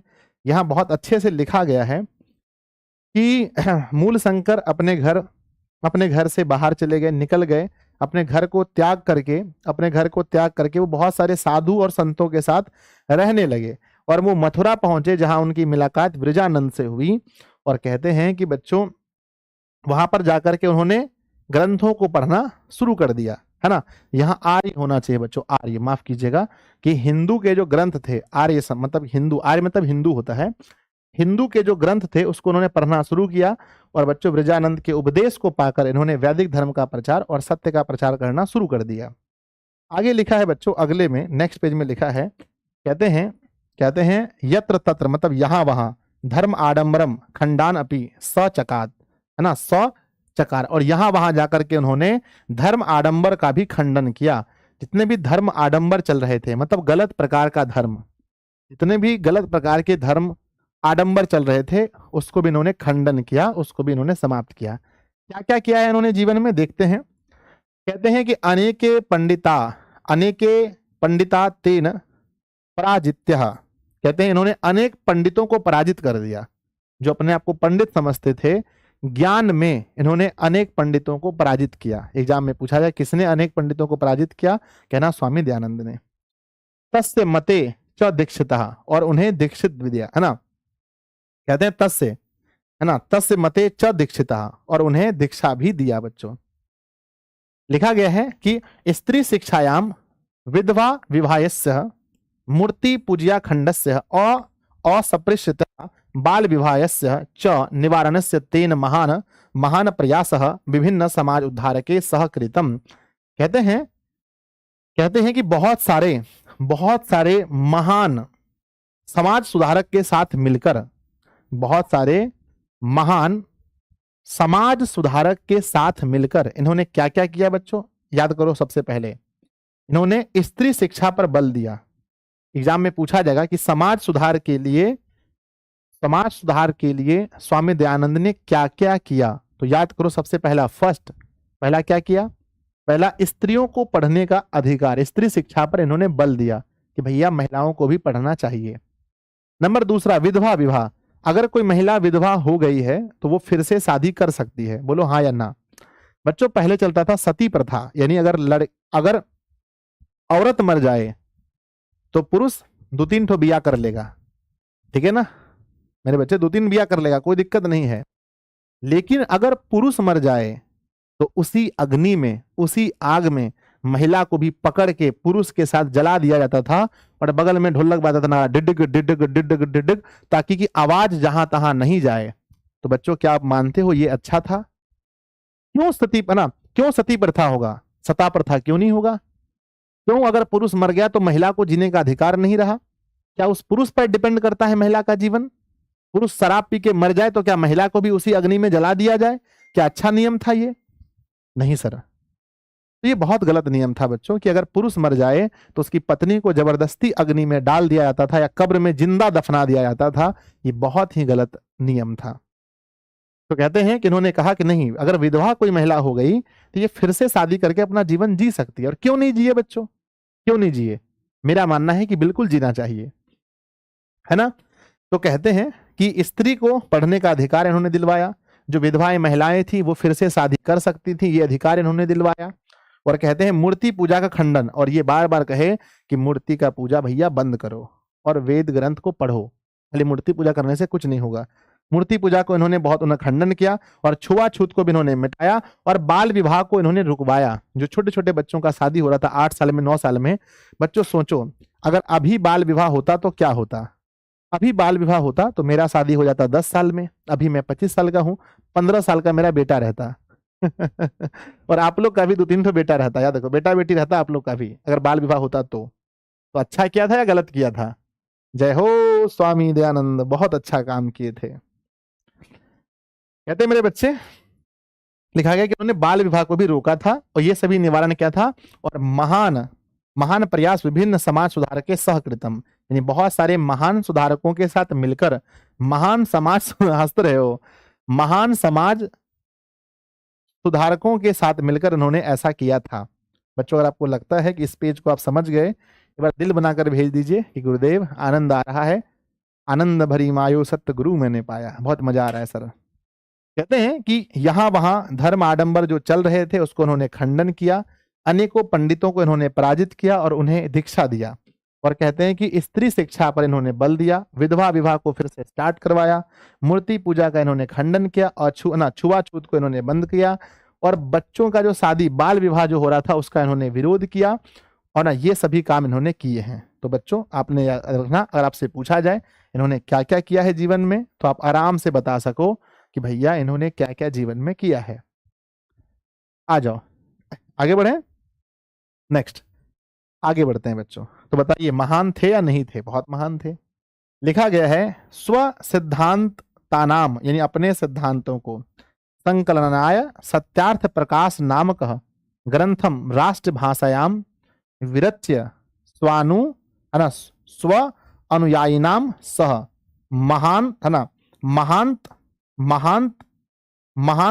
महानतम उपकारणम चकार।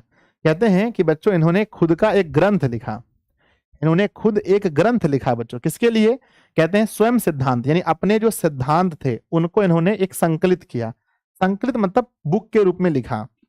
कहते हैं अपने सिद्धांत को एक संकलित क्या, अपने सिद्धांत को एक संकलित क्या, एक बुक के रूप में। उसका नाम क्या दिया बताओ? सत्यार्थ प्रकाश। क्या नाम दिया? सत्यार्थ प्रकाश। तो बच्चों इनकी जो पुस्तक थी इनका नाम बताओ। स्वामी दयानंद के सिद्धांत किस पुस्तक में है? स्वामी दयानंद के जो सिद्धांत है उसका नाम क्या है मेरे बच्चे? पुस्तक का नाम है सत्यार्थ प्रकाश। सत्यार्थ प्रकाश है ना। इनकी जो पुस्तक है वो है बच्चों, नाम है उनका सत्यार्थ प्रकाश। और ये जो पुस्तक किस भाषा में है? तो बच्चों राष्ट्रभाषायाम, मतलब अपने राष्ट्रभाषा में। इस पुस्तक की भाषा बच्चों क्या है? तो भाषा सबसे बड़ी चीज है कि हिंदी इसकी भाषा रखी गई है, हिंदी। तो कहते हैं बच्चों कि स्व सिद्धांतम, यानी अपने सिद्धांत को संकलित किया, यानी एक पुस्तक में इन्होंने लिखा, जिस पुस्तक का नाम रखा सत्यार्थ प्रकाश नामक ग्रंथ बनाया, राष्ट्रभाषा में विरच्य। और ये स्वयं अनुयायी नाम सह महान है ना, महान उपकारम चकात। और ऐसा करके इन्होंने खुद के अनुयायी पर, अपने जो शिष्य थे उनके ऊपर महान उपकार किया। तो बच्चों अनुयायी मतलब शिष्य होता है, फॉलोवर जिसको बोलते हैं। अपने शिष्यों पर इन्होंने बहुत ही बड़ा उपकार किया। क्या हम आगे बढ़ सकते हैं? प्लीज मुझे बताओ। 1900 प्लस लाइव बच्चों, बहुत। चलिए आगे लिखा गया है, कहते हैं बच्चों किंच। किंच मतलब होता है कुछ, किंच मतलब होता है कुछ। कुछ वेदानाम प्रति सर्वेशाम धर्म आयु ना धर्म अनुयायी नाम ध्यानम आकर्षणम स्वयं वेद भाषा वेद भाषाया ना भाषयानी संस्कृत हिंदी भाषायो रचितवान।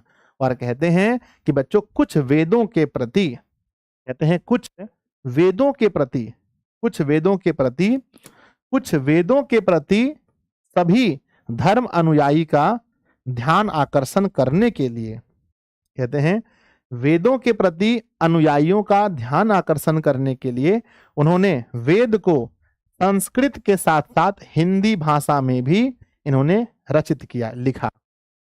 बच्चों कहते हैं कि संस्कृत के साथ साथ हिंदी भाषा में भी लिखा। अगर मैं आपसे पूछूं कि वेद की भाषा क्या है तो आप बोलोगे सर वेद की भाषा संस्कृत है। तो लेकिन बच्चों क्या संस्कृत समझ में आता है? संस्कृत समझ में नहीं आता है, सबको संस्कृत समझ में नहीं आता है। लेकिन जो वेद एसडी ने लिखे हैं, स्वामी दयानंद ने जो लिखे हैं, उसकी भाषा क्या है? तो कहते हैं सर उसमें संस्कृत भी है और प्लस में हिंदी भी है। तो कहते हैं बच्चों ऐसा वेद इन्होंने लिख दिया, कुछ ऐसे वेद इन्होंने लिख दिए जिसमें संस्कृत के साथ साथ हिंदी भाषा भी था। क्यों? क्योंकि आम लोगों को समझ में आ जाए पढ़ने के बाद, क्योंकि संस्कृत भाषा बहुत कठिन होती है। तो बच्चों याद रखना। तो कहते हैं इन्होंने स्व सिद्धांत नाम संकलनाय सत्यार्थ प्रकाश नाम। तो बच्चों आप इस पेज को समझ गए हैं? अगर नहीं समझे हैं तो एक बार चलिए फिर से बता देते हैं। कहते हैं कि अपने सिद्धांत को संकलित किया इन्होंने सत्यार्थ प्रकाश नामक पुस्तक में, अपनी राष्ट्रभाषा में यानी हिंदी में। और बच्चों ऐसा करके उन्होंने अपने अनुयायियों पर महान उपकार किया। कुछ वेदों के प्रति सभी धर्म अनुयायियों का ध्यान आकर्षण करने के लिए उन्होंने स्वयं मतलब खुद से वेद भाषिणी मतलब वेद की भाषा को संस्कृत और हिंदी में रच दिया। तो बच्चों बोलो अच्छा काम किया कि नहीं किया? Yes sir. अगर आपको ये स्लाइड समझ में आया है तो एक बार दिल बनाकर भेजें, कोई प्यारा सा इमोजी भेजें, रसगुल्ला पेड़ा जलेबी कुछ भी भेजें कि गुरुजी हम इस स्लाइड को बहुत अच्छे से पढ़ लिए हैं, यहाँ से कोई भी सवाल आ जाए तो हम बना सकते हैं। एग्जाम में पूछा जाएगा कि उनका एक ग्रंथ है बच्चों, स्वामी दयानंद का जो ग्रंथ है उनका नाम बताइए। सर सत्यार्थ प्रकाश नाम है। किस भाषा में? हिंदी भाषा में। स्वामी दयानंद ने वेदों को किस भाषा में लिखा था? तो संस्कृत हिंदी दोनों भाषा में इन्होंने लिख दिया था। ठीक है ना। आइए बच्चों देखते हैं आगे क्या होता है। लास्ट स्लाइड लिखा है बच्चों, बहुत प्यारा सा, ध्यान लिखिएगा। लिखा गया अंतिम स्लाइड में मेरे बच्चे कि प्राचीन शिक्षायाम दोषानाम दर्शित्वा नवीन शिक्षा पद्धति है ना पद्धति मसाव दर्शनयत। कहते हैं कि प्राचीन शिक्षा में दोष को पाकर, प्राचीन शिक्षा में दोष को दिखाकर, प्राचीन शिक्षा में बहुत सारे दोष थे, जो बहुत पुरानी शिक्षा पद्धति थी बच्चों उसमें बहुत सारी कमियां थी। तो प्राचीन शिक्षा में दोष को दिखाकर नई शिक्षा पद्धति को इन्होंने लागू किया था। बच्चों एग्जाम में पूछा जाएगा कि नई शिक्षा पद्धति को लागू किसने किया था। तो नई शिक्षा पद्धति बच्चों जो हमारे साथ है, जो पढ़ाने की प्रक्रिया है, नई शिक्षा पद्धति, उसको किसने लाया था? तो स्वामी दयानंद ने लाया था। तो हमने समझ लिया कि प्राचीन शिक्षा पद्धति में बहुत सारे दोष को दिखाकर नई शिक्षा पद्धति को लागू करने वाले कौन थे? तो इन्होंने लागू किया था। लिखा गया बच्चों आगे कि स्व सिद्धांतनम कार्यान्वयनाय, मतलब अपने सिद्धांत का कार्य चलता रहे, इसलिए 1875 ईस्वी वर्षे मुंबई नगर में आर्य समाज संस्थानाम स्थापना कृत्वा। कहते हैं बच्चों कि अपना सिद्धांत इनका आगे भी चलता रहे, इसलिए इन्होंने 1875 ईस्वी में, बच्चों जल्दी बताओ, 1875 ईस्वी में इन्होंने क्या किया? 1875 में इन्होंने बच्चों क्या किया? जल्दी कमेंट बॉक्स में लिखो। इन्होंने आर्य समाज की स्थापना की। तो आर्य समाज की स्थापना कब हुई? 1875 ईस्वी में। लिखा गया है कहां पर हुई बच्चों? कहां हुई? तो ये भी याद रखना है कहां हुई। तो मुंबई में आर्य समाज की स्थापना हुई, ये भी आपको याद रखना है। लिखा गया है मेरे बच्चे कि मुंबई नगरे आर्य समाज स्थापना है ना कृत्वा अनुयायी नाम कृते मूर्त रूपेण समाजस्य संशोधनो उद्देश्यम प्रकटति। और इसका उद्देश्य है ना, इन्होंने आर्य समाज की स्थापना करके, है ना, स्थापना करके किसको दिया? अपने अनुयायियों को दिया, जिसका मुख्य उद्देश्य यही है कि समाज के, है ना, इसका मुख्य उद्देश्य यही है बच्चों कि समाज में संशोधन हो। समाज में जब भी कोई कमी पाया जाए, कुछ भी कमी हो, तो बच्चों अगर कुछ भी कमी हो तो उसमें समाज में क्या किया जाए? समाज में सुधार होना चाहिए। समाज में क्या होना चाहिए? सुधार। तो बच्चों आर्य समाज की जो इन्होंने स्थापना की है, आर्य समाज की इन्होंने जो स्थापना की, आर्य समाज नामक संस्था की जो उन्होंने स्थापना की है, इसका मुख्य उद्देश्य क्या है? मुख्य उद्देश्य यही है कि यदि समाज में कभी कुछ कमी पाया जाए, कभी भी समाज में कुछ कमी हो भविष्य में भी, तो उसमें संशोधन होना चाहिए। बच्चों इसके आगे टाइप नहीं हुआ है, लेकिन इसके आगे कुछ और भी है। एक सेकंड में किताब लेकर आता हूं।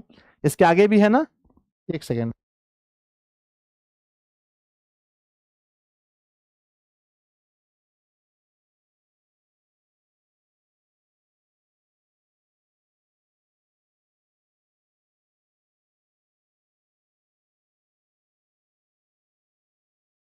यस सर, इसके आगे भी है बच्चों, लेकिन सॉरी इसमें नहीं लिखा गया था। I am really sorry. चलो आगे लिखा है मेरे बच्चे कि संप्रति, मतलब कि आज, आर्य समाजस्य शाखा प्रशाखाश्च देशे विदेशे च प्रायेण प्रति नगरम वर्तते। कहते हैं आज जो है बच्चों, आज जो है, आज के समय में आर्य समाज की शाखा, आज के समय में आर्य समाज की जो शाखा है वो देश में, विदेश में और प्रति नगर में है। तो बच्चों बताओ आर्य समाज की शाखा कहाँ कहाँ है? आर्य समाज की शाखा बताओ, आर्य समाज की शाखा कहाँ कहाँ है? तो कहना बच्चों आर्य समाज की शाखा देश में है, विदेश में है और हर नगर में है। हर नगर में है, जो भी बड़ा बड़ा नगर है। कहते हैं कि सर्वत्र, मतलब सभी जगह, समाज दूषणानी, मतलब सभी जगह जो समाज में प्रदूषण है, जो भी है ना, मतलब कि बुरी चीजें हैं, शिक्षा मलानी च शोधयंती, और हर जगह ये क्या कर रहा है? समाज से बुराई को हटा रहा है और शिक्षा में संशोधन कर रहा है। तो बच्चों आर्य समाज का सबसे मुख्य क्या है? सबसे मेन काम क्या है? बुराई मिटाना। मेन काम है बुराई मिटाना और शिक्षा में संशोधन करना। शिक्षा में क्या करना? शिक्षा में संशोधन करना, ये सबसे मुख्य कर्म है। आगे लिखा है मेरे बच्चे कि शिक्षा पद्धतो गुरुकुलानी DAV दयानंद एंग्लो वैदिक विद्यालयश्च समूह स्वामी दयानंद मृत्यु 1883 ईस्वी अंतरम प्रारब्ध तद अनुयायी भी। कहते हैं उनके अनुयायियों ने बच्चों गुरुकुल की स्थापना की है। उनके अनुयायियों ने, कहते हैं उनके मरने के बाद बच्चों मृत्यु कब हुई बताओ? क्या आपको पता है कि स्वामी दयानंद की मृत्यु कब हुई? तो कहते हैं स्वामी दयानंद की जो मृत्यु है मेरे छोटे, वो कब हुई? मृत्यु हुई 1883 में। इसकी मृत्यु के बाद बच्चों किस गुरुकुल की स्थापना हुई है बताओ? तो इसके मरने के बाद बच्चों गुरुकुल की स्थापना की है इनके शिष्यों ने गुरुकुल नाम क्या है? DAV। गुरुकुल का नाम बताओ। DAV। डी से क्या होता है? दयानंद। और ए से क्या होता है? एंग्लो। और व से क्या होता है? वैदिक। बच्चों दयानंद एंग्लो वैदिक नाम क्या है गुरुकुल का? है ना, गुरुकुल का नाम है DAV यानी कि दयानंद एंग्लो वैदिक नाम है। वर्तमान शिक्षा पद्धति समाजस्य प्रवर्तनेन च दयानंद आर्य समाजस्य च योगदानम सदा स्मरणीय मस्ति। कहते हैं बच्चों कि जो वर्तमान की शिक्षा पद्धति है इसके लिए याद रखना बच्चों कि वर्तमान शिक्षा पद्धति के लिए, इसके लिए नंबर 1 वर्तमान शिक्षा पद्धति के लिए और प्लस में समाज में सुधार के लिए और नंबर प्लस में आर्य समाज की स्थापना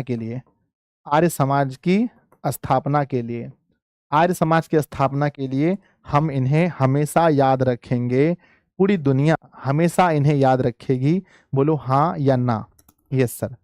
तो प्यारे बच्चों इन सभी कर्म के लिए, इन सभी चीजों के लिए वर्तमान की जो हमारी शिक्षा पद्धति है और समाज में जो उन्होंने सुधार करवाए हैं और जो आर्य समाज की उन्होंने स्थापना की है, इसके लिए बच्चों पूरी दुनिया स्वामी दयानंद को हमेशा हमेशा हमेशा के लिए याद रखेगी। क्या आप याद रखोगे बच्चों? जल्दी बताओ, यस और नो, जल्दी से। क्या आप याद रखोगे, हाँ या ना? बच्चों मुझे भरोसा है कि आप भी इस चीज को याद रखोगे कि सर हाँ इन्होंने बहुत अच्छे कर्म किए हैं। याद रखना बहुत जरूरी है ना बच्चों? तो आपको चैप्टर कैसा लगा प्लीज मुझे बताइए कि मेरे प्यारे प्यारे बच्चों को चैप्टर कैसा लगा? चैप्टर कैसा लगा आपको बताओ?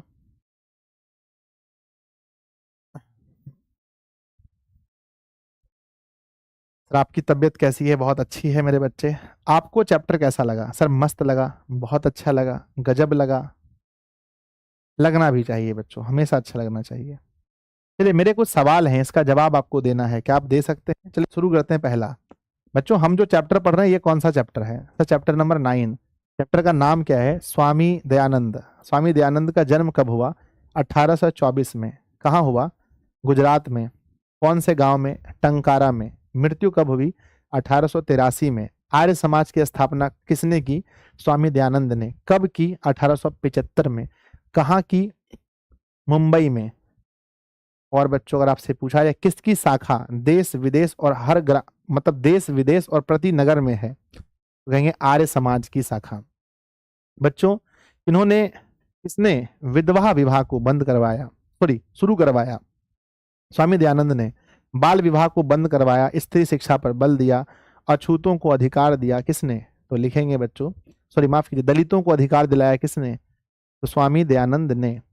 कौन से लोग ऐसे थे जो अपना धर्म परिवर्तन कर रहे थे? हिंदू समाज से तिरस्कृत होकर कौन से लोग अपना धर्म परिवर्तन कर रहे थे? तो आंसर लिखेंगे, फिर से वही आ गया। हाँ, तो आंसर लिखेंगे कौन से लोग थे जो धर्म परिवर्तन कर रहे थे? तो आंसर लिखेंगे कि दलित लोग अपना धर्म परिवर्तन कर रहे थे। कहते हैं इनके परिवार किसके उपासक थे? स्वामी दयानंद के परिवार किसके उपासक थे? तो लिखेंगे किसके थे बच्चों? शिव के उपासक थे। मूर्ति पूजा के विरोधी कौन हो गए थे? तो स्वामी दयानंद। स्वामी दयानंद के बचपन का नाम क्या था? स्वामी दयानंद के बचपन का नाम मूल शंकर था। रात्रि जागरण को छोड़कर मूल शंकर कहाँ गए थे? तो घर चले गए थे। घर को भी छोड़कर मूल शंकर कहाँ चले गए? तो मथुरा चले गए। मथुरा में इनकी मुलाकात किनसे हुई? वृजानंद से। वृजानंद, इनके गुरु का नाम क्या था? वृजानंद। कहते हैं किससे उपदेश पाकर इन्होंने वेद का प्रचार किया?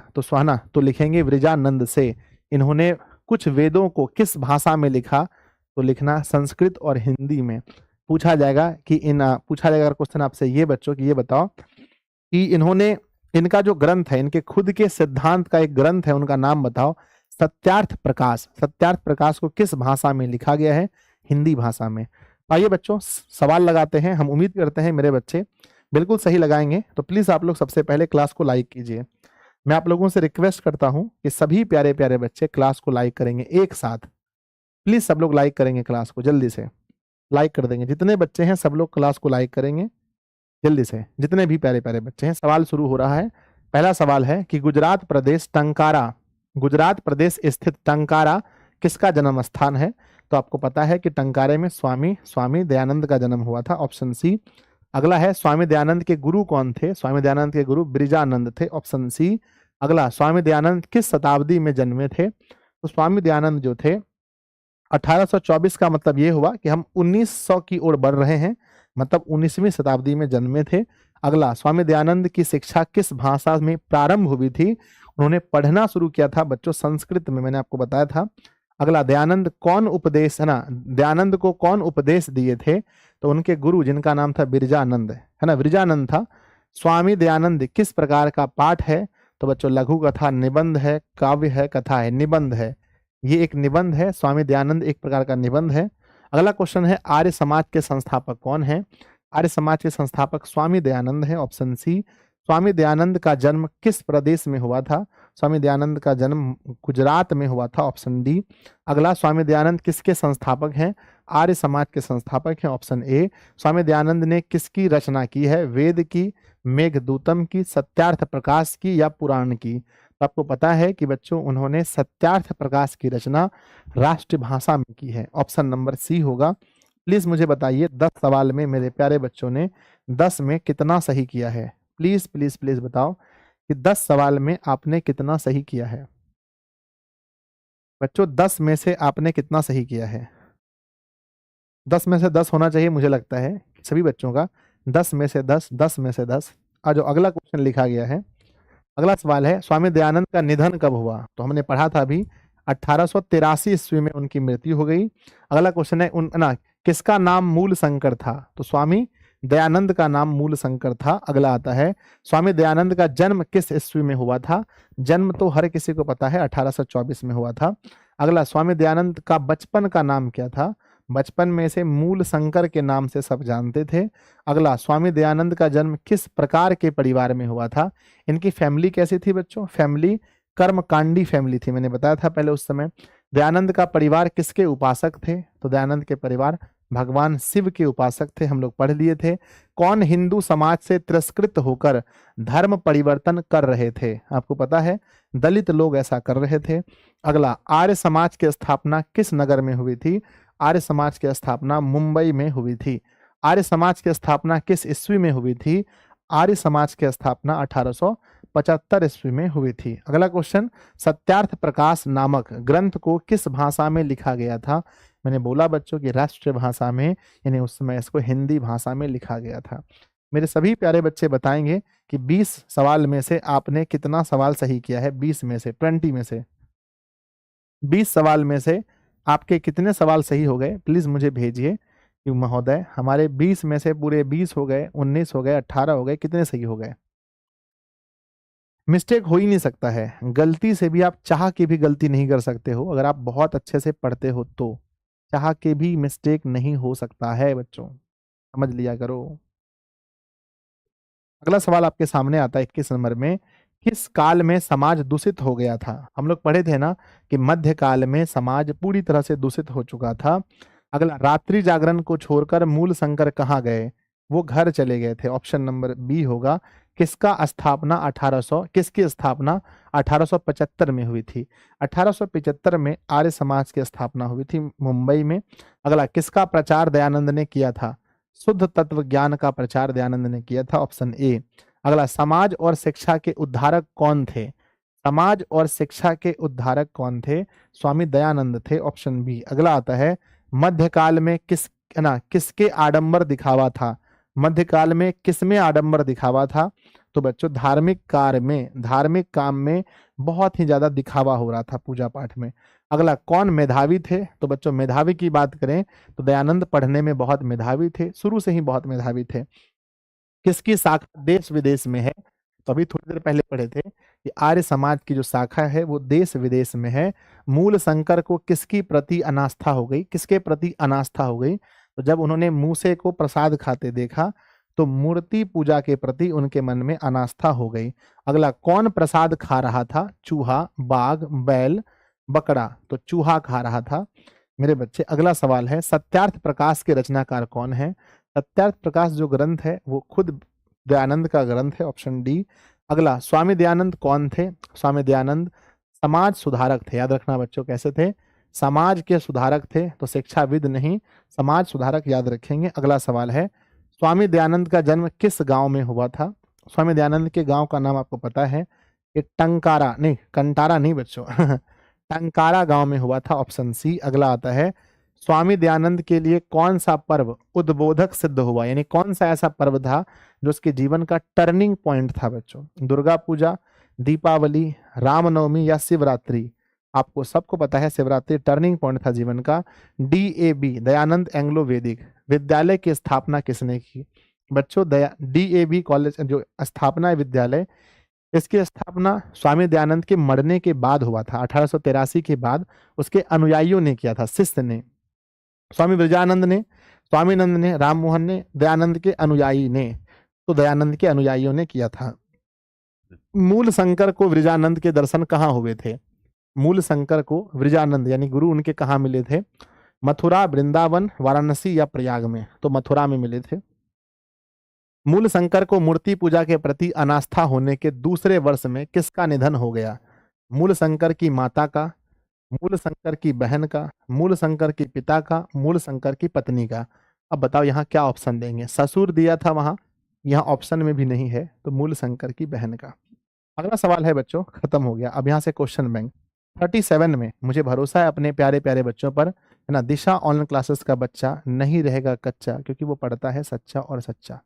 तो प्लीज बच्चों एक बार मुझे बताएंगे कि आप लोगों ने 37 सवाल में से 37 में से कितने आंसर किए?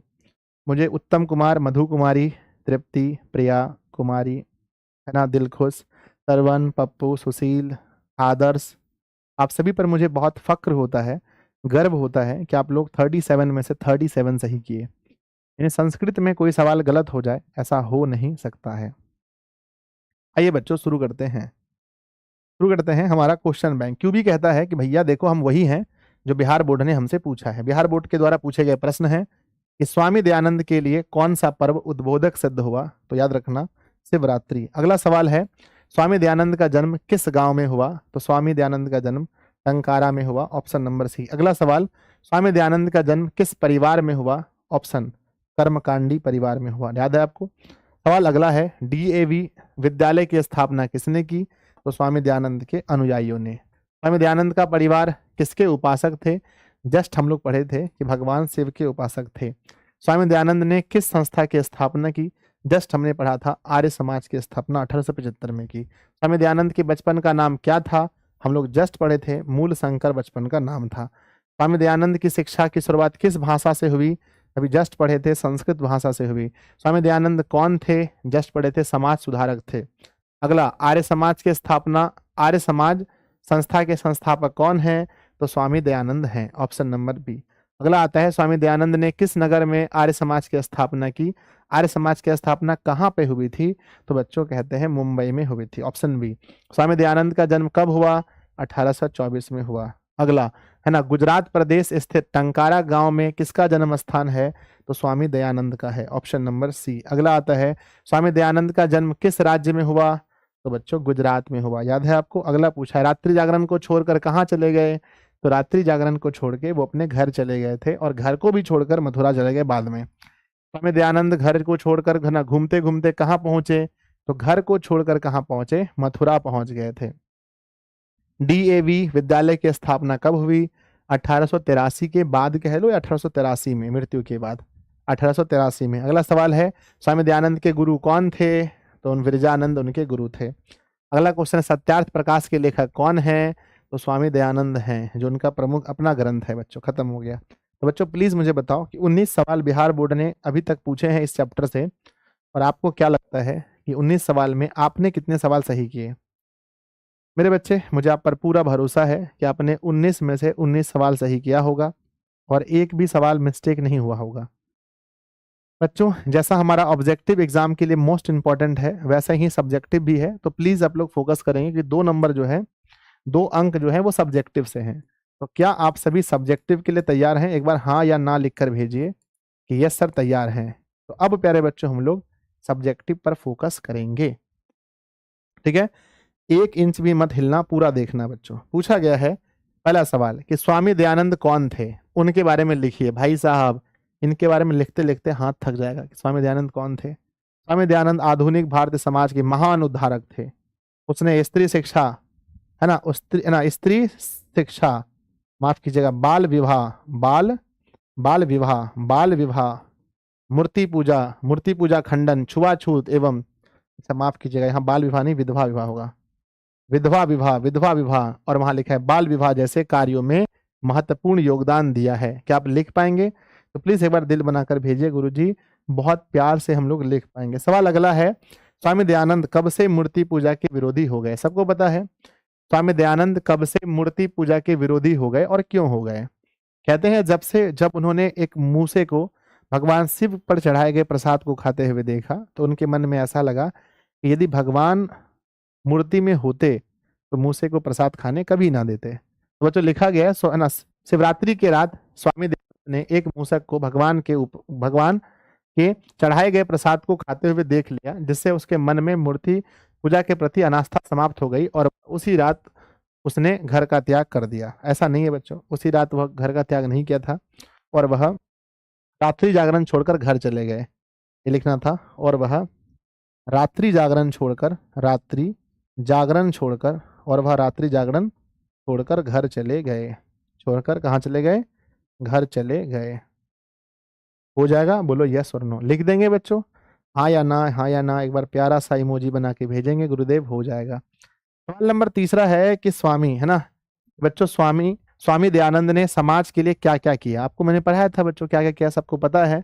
इतना नहीं लिख पाएंगे तो फिर क्या फायदा? सर उन्होंने शिक्षा पर बल दिया, स्त्री शिक्षा पर बल दिया, बाल विवाह को उन्होंने खत्म किया, विधवा विवाह को फिर से स्टार्ट करवाया, ये सब चीजें उन्होंने किया था।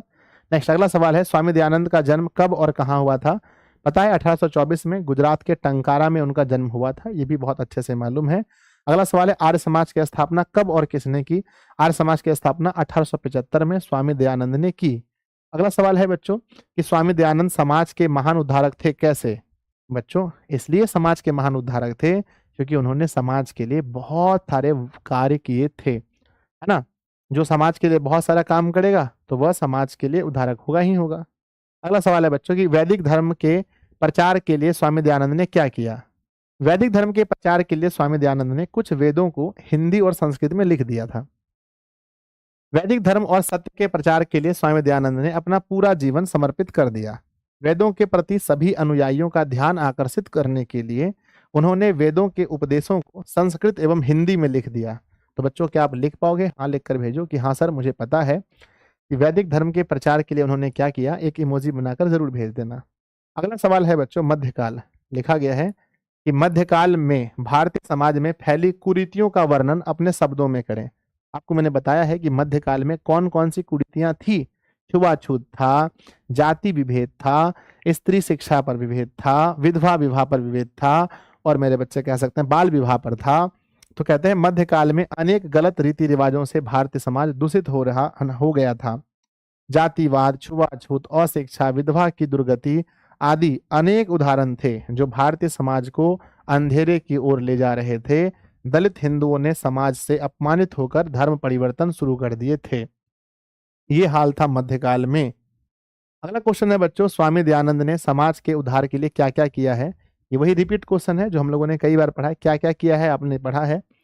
अगला सवाल है, महाशिवरात्रि पर्व स्वामी दयानंद के जीवन का उद्बोधक कैसे बना? कैसे बना मतलब मेन टर्निंग पॉइंट कैसे बना? क्योंकि उसी रात उन्होंने एक मूसे को भगवान शिव पर चढ़ाए गए प्रसाद को खाते हुए देख लिया। तब उन्हें लगा कि भैया भगवान मूर्ति में कोई देवता देवी मतलब मूर्ति में भगवान नहीं होते हैं। ठीक है, तो लिखेंगे इस एक बार महाशिवरात्रि के दिन शिव उपासक के समय उन्होंने देखा कि एक चूहा भगवान शंकर की मूर्ति के ऊपर चढ़कर उन पर चढ़ाए हुए प्रसाद को खा रहा है। इससे उन्हें विश्वास हो गया कि मूर्ति में भगवान नहीं होते हैं। इस प्रकार वे मूर्ति पूजा के विरोधी हो गए और वेदों का अध्ययन कर सत्य का प्रचार करने लगे। इस प्रकार शिवरात्रि पर्व उनके जीवन का उद्बोधक बन गया, टर्निंग पॉइंट बन गया। तो बच्चों बोलो बांके बिहारी लाल की जय। बच्चों कॉन्ग्रेचुलेशन आप सभी को, आप सभी को बहुत बहुत बहुत congratulation, congratulation. It's time to celebration, है ना मेरे बच्चे। हम लोग चैप्टर नंबर कौन सा चैप्टर नंबर हम लोग बच्चों 9 भी खत्म कर लिए। बहुत अच्छा लगा होगा आपको, हम उम्मीद करते हैं। कैसा लगा प्लीज मुझे बताइए सभी लोग। बच्चों चैप्टर नंबर 9 खत्म, चैप्टर नंबर 9 खत्म। मेरे बच्चे अब ये बताओ, अब आगे आप क्या चाहते हैं? कल हम लोग बायोलॉजी कल से स्टार्ट कर दें, या मेरे बच्चे जो 5 चैप्टर बचे हैं इसको भी हम खत्म ही कर दें, ताकि संस्कृत का मामला ही खत्म हो जाए। आपके पास 2 ऑप्शन देते हैं, आपको आज कमेंट करने भड़ भड़ के। जो लोग चाहते हैं कि गुरुजी संस्कृत पहले पूरा खत्म कर दो ताकि हमारा संस्कृत का टेंशन खत्म हो जाएगा, फिर हम लोग अच्छे से साइंस पढ़ना है, बायोलॉजी जो पढ़ना है पढ़ेंगे। जिनको लगता है कि सर संस्कृत खत्म कर दो, संस्कृत खत्म कर दो, जिनको लगता है वो लोग कमेंट बॉक्स में लिखना। जिनको ये लिखना है कि नहीं सर कल से बायोलॉजी शुरू हो, कल से बायो स्टार्ट हो, ठीक है मेरे बच्चे। आप जो कहोगे मैं देखना चाहता हूँ आप कैसा सोचते हो कि सर संस्कृत पूरी तरह से खत्म कर दो, या नहीं सर संस्कृत को अभी रोक दो, बहुत पढ़ लिए, बायोलॉजी कल से स्टार्ट होना चाहिए। चलो बायोलॉजी बायोलॉजी बायोलॉजी बायोलॉजी, चलो ठीक है, अधिकांश बच्चे बायोलॉजी चाहते हैं। बच्चों कल स्टार्ट होगा बायोलॉजी, आप सभी तैयार रहिएगा। कल शुरू हो रहा है क्या? बायोलॉजी, है ना, बायोलॉजी है। सभी लोग पढ़ेंगे बहुत मन से, अपने दोस्तों को, भाइयों को, बहन को, सभी लोगों को कह देना भाई कि गुरुजी बायोलॉजी स्टार्ट कर रहे हैं। और संस्कृत 9 है ना, अगले सप्ताह बच्चों हम लोग संस्कृत का 5 चैप्टर बचा है, 5 दिन लगता। अगर अभी हम स्टार्ट करते पढ़ाना तो बच्चों अभी हमारे पास इस सप्ताह में 4 दिन था, तो लगभग इस सप्ताह में संस्कृत खत्म हो जाता, फिर हम लोग निश्चिंत होकर के बायोलॉजी पढ़ते बहुत मस्ती से। ठीक है, खैर चलो बायोलॉजी अगर आपने कहा है तो बायोलॉजी स्टार्ट करते हैं, कल से बहुत मजा आएगा। तो याद रखना टाइम बच्चों 6 बज करके हाईएस्ट 15 मिनट में कल शुरू हो जाएगा। लेट से लेट भी अगर हम करेंगे 6:15 में कल शुरू कर देंगे, याद रखना। अभी फिलहाल मैथ की क्लास है बच्चों, कितने बजे? अभी आपकी मैथ की क्लास है एप्लीकेशन पर बच्चों 8:15 PM में। तो बच्चों सब लोग जुड़ना ना भूलें, एप्लीकेशन पर अभी क्लास होने वाला है, जहां हम लोग 7वां चैप्टर पढ़ रहे हैं। बहुत मजा आएगा। मिलते हैं बच्चों अगली क्लास में, तब तक के लिए आप पढ़ते रहिए, हंसते रहिए, मुस्कुराते रहिए।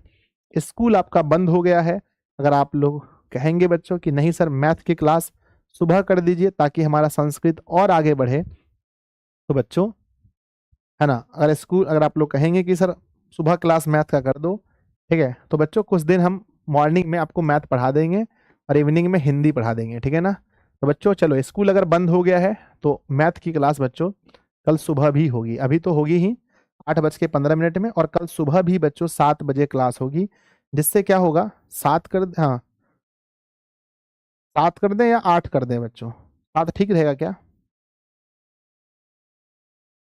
7 बजे थोड़ा सा मिस्टेक, उतना सुबह सुबह दिक्कत हो सकता है मुझे बच्चों, प्रॉब्लम ना हो जाए, प्रॉब्लम ना हो जाए, ठीक है। 7:30 कर दें, 7:30?